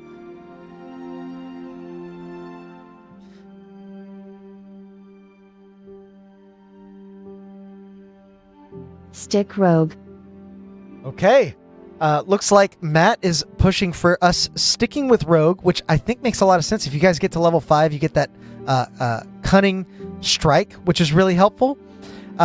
So with you sticking with rogue, we'll handle... It wouldn't be constructed chaos without a little chaos at level up. Absolutely. I couldn't agree more. Before we jump into all this, I'm getting ahead of myself. Matt, you just got in the pilot seat. Go ahead and roll a d8 for me to see how many hit points our rogue is getting. They've been pretty squishy thus far, so a good roll would come in clutch here. Go ahead and roll 1d8. See what we get. Big money, no whammies. 3! The rogue continues to be pretty squishy. Definitely better than before, but still going to want to stick to the shadows with this one. Matt, I'm now going to cycle you out. We're going to see who gets to pick the feat that Ayla gets. Or sorry, Nyx gets. Meep. Zazima, what feat or ability score improvement are we taking for Ayla here? There are lots to choose from. So feel free to take a little bit of time. I guess first, just let me know if we're doing ability score improvement or we're doing a feat. But as things stand, you're already lucky, I believe, but maybe not. Maybe I'm misremembering. The Piercer feat could be interesting on a rogue. Sentinel's always nice if you're staying in melee, but I kind of feel like you want to stay back. Sharpshooter could be good. That considered. You could kind of become the skill monkey rogues were always meant to be, taking the skilled feat. Sharpshooter or elven accuracy? I'm going to say sharpshooter. Elven accuracy is part of the old rules. I usually don't roll very tight with elven accuracy for that triple advantage. So we're gonna go sharpshooter here. That'll increase your dex score, and you'll get to be able to fire at a much longer range, keeping you in a bit more safety. Since you just popped in, I'll let you go ahead and pick the spells we gain here as well. We already have our 2 cantrips, so if you'd like to change any of those, you can. Currently, we've got Message and Firebolt selected. And then you'll also get to select a new spell. It's got to be a wizard spell. So I'll kind of scroll down and go over some options with you. I think you could do... Absorb Elements could be pretty decent if you're trying to stay alive and just deal a little extra damage. Always nice to have something to use your reaction on. Let's see, we've been making pretty decent use of Chromatic Orb. Charm Person hasn't come into play yet, but I think it will be useful. Disguise Self is certainly useful, but I feel like you're probably hiding more often. False Life could be nice. Make you a little sturdier. I'm trying to think of what else might be good on a rogue here. Jump could certainly give you a ridiculous amount of maneuverability. That's not a bad spell. If a silver-scaled dragonborn followed the path of the world tree, would that make them a silvery barb? Russell, I think it would. Beautiful dad joke there. Top 10 as far as what we've heard on the stream. I hear jump. I hear fog cloud. What do we think, Zazima? Shield you already have. I haven't really gotten to make much use of. Silvery Barbs is open if you'd like to take that. I wouldn't stop you. I was thinking fog cloud. Okay. Fog cloud it is. That seems to be the general consensus amongst everyone anyway, and could certainly come in handy during another quick escape like that one. So I think that's it for Nyx. Let's move on finally to Thalindra. Renarius, what level are we taking? What class are we going to be on our next level here? Are we sticking with Druid? Are we going with something else? A Druid Ranger could be interesting, especially now reuniting with your father under auspicious circumstances. For what it's worth, we have death rolls, death saves to make for you. As of right now, you're unconscious and bleeding out.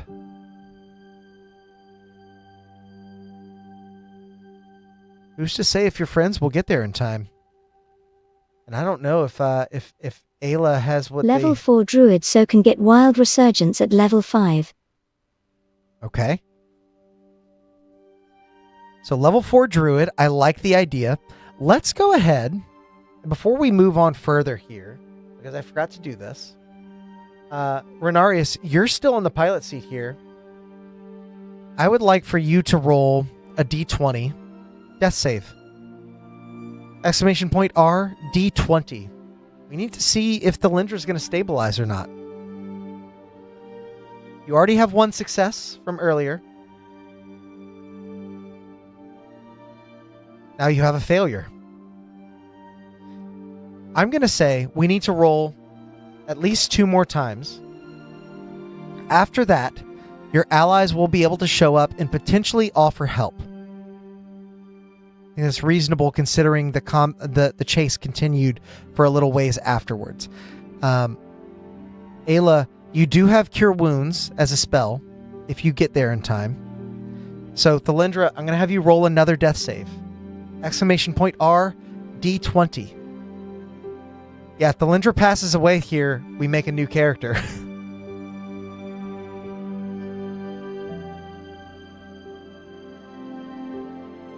That's a 14. That's your second success and 1 failure. Roll 1 more, and this will determine if you stabilize yourself or if your ally needs to get there and pump a Cure Wounds into you. If you roll a nat 1, you die. 12. I mage hand the potion to Thalindra's mouth emoji, when I'm near her. Okay. In that case, so you guys aren't wasting. Well, you know what? Who's mage handing? Nyx, Zazima, roll 2d4 plus 2. Or actually, that was already done. You guys are out of healing potions. I'm sorry. You're out of healing potions. Ayla used hers, Nyx used hers last session, and Thalindra used hers right before you went into the tunnels. That's why she had 5. So, Thalindra, you are stable. We'll continue with the character creation, and we'll pick up on that at the start of next session. Now that you've chosen to stick with Druid, go ahead and roll a d8 for me. Jason is now in for Thalindra. Jason, go ahead and roll a d8. We're going to see how many hit points Thalindra gets on this level. While on death's door, Thalindra sees the light at the end of the tunnel.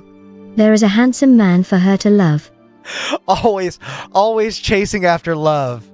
I love it, Jason. Thalindra's been the muscle mommy of this group. 8! Big HP. Love to see it. So that is going to bring her hit point total to 38. Very beefy for a druid. Looking like the druids of old, am I right? The old tanky druid. Jason, while you're here, go ahead and let me know, are we doing an ability score improvement or are we taking a feat for Thalindra at 4th level? Sorry, I forgot to bring that back up. Not only did you guys escape everything, we you will take managed. a feat. Okay.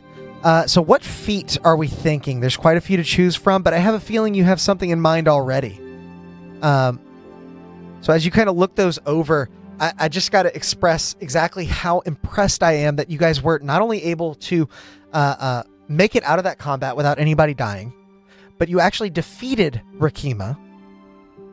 You made it into the Warrens with the key from Ayla's brother. You escaped the gnolls that were after you. I have nothing in mind. I will defer to the comments. Okay. Okay. Chat. Let us know what you're thinking. The first thing I see a few times, we'll select.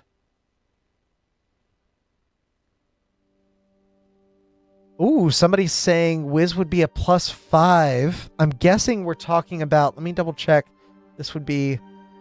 Yeah, the Lindra's got a 19 wisdom. So if you choose a feat that gives you a +1 to wisdom, Saf says Warcaster.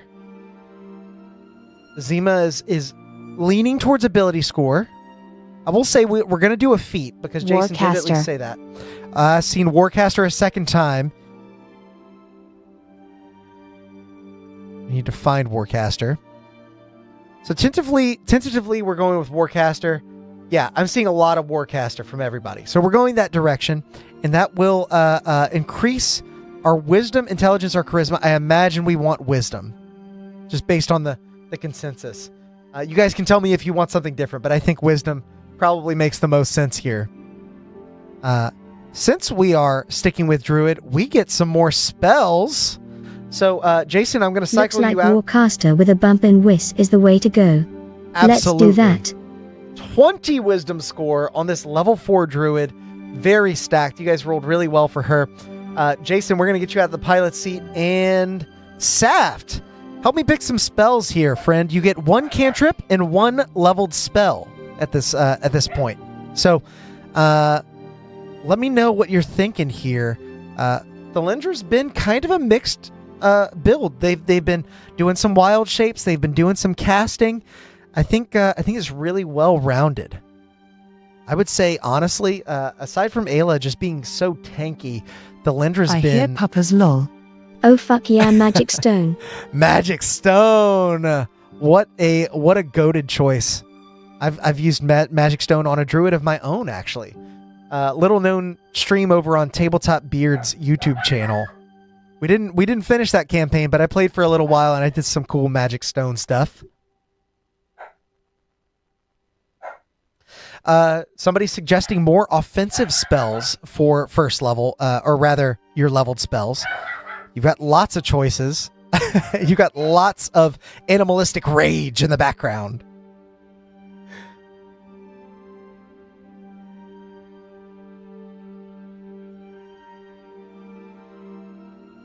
Jason's suggesting Charm Person. We do have some Charm Person on Nyx, but if you want to double down with the Lindra, you can definitely do that. Scroll down a bit. Oh, yep. Continuing to scroll. Ooh, Heat Metal is always a fun option. Hold Person could be useful. Although, you might be getting to the point where you see less persons and more things. Moonbeam, I thought we had already. Oh, you get it from your subclass, so you probably don't want to pick that. Wither and Bloom could be nice. You've kind of been a mixed healer already. Wither and Bloom definitely fits within the vibe of Darkwell.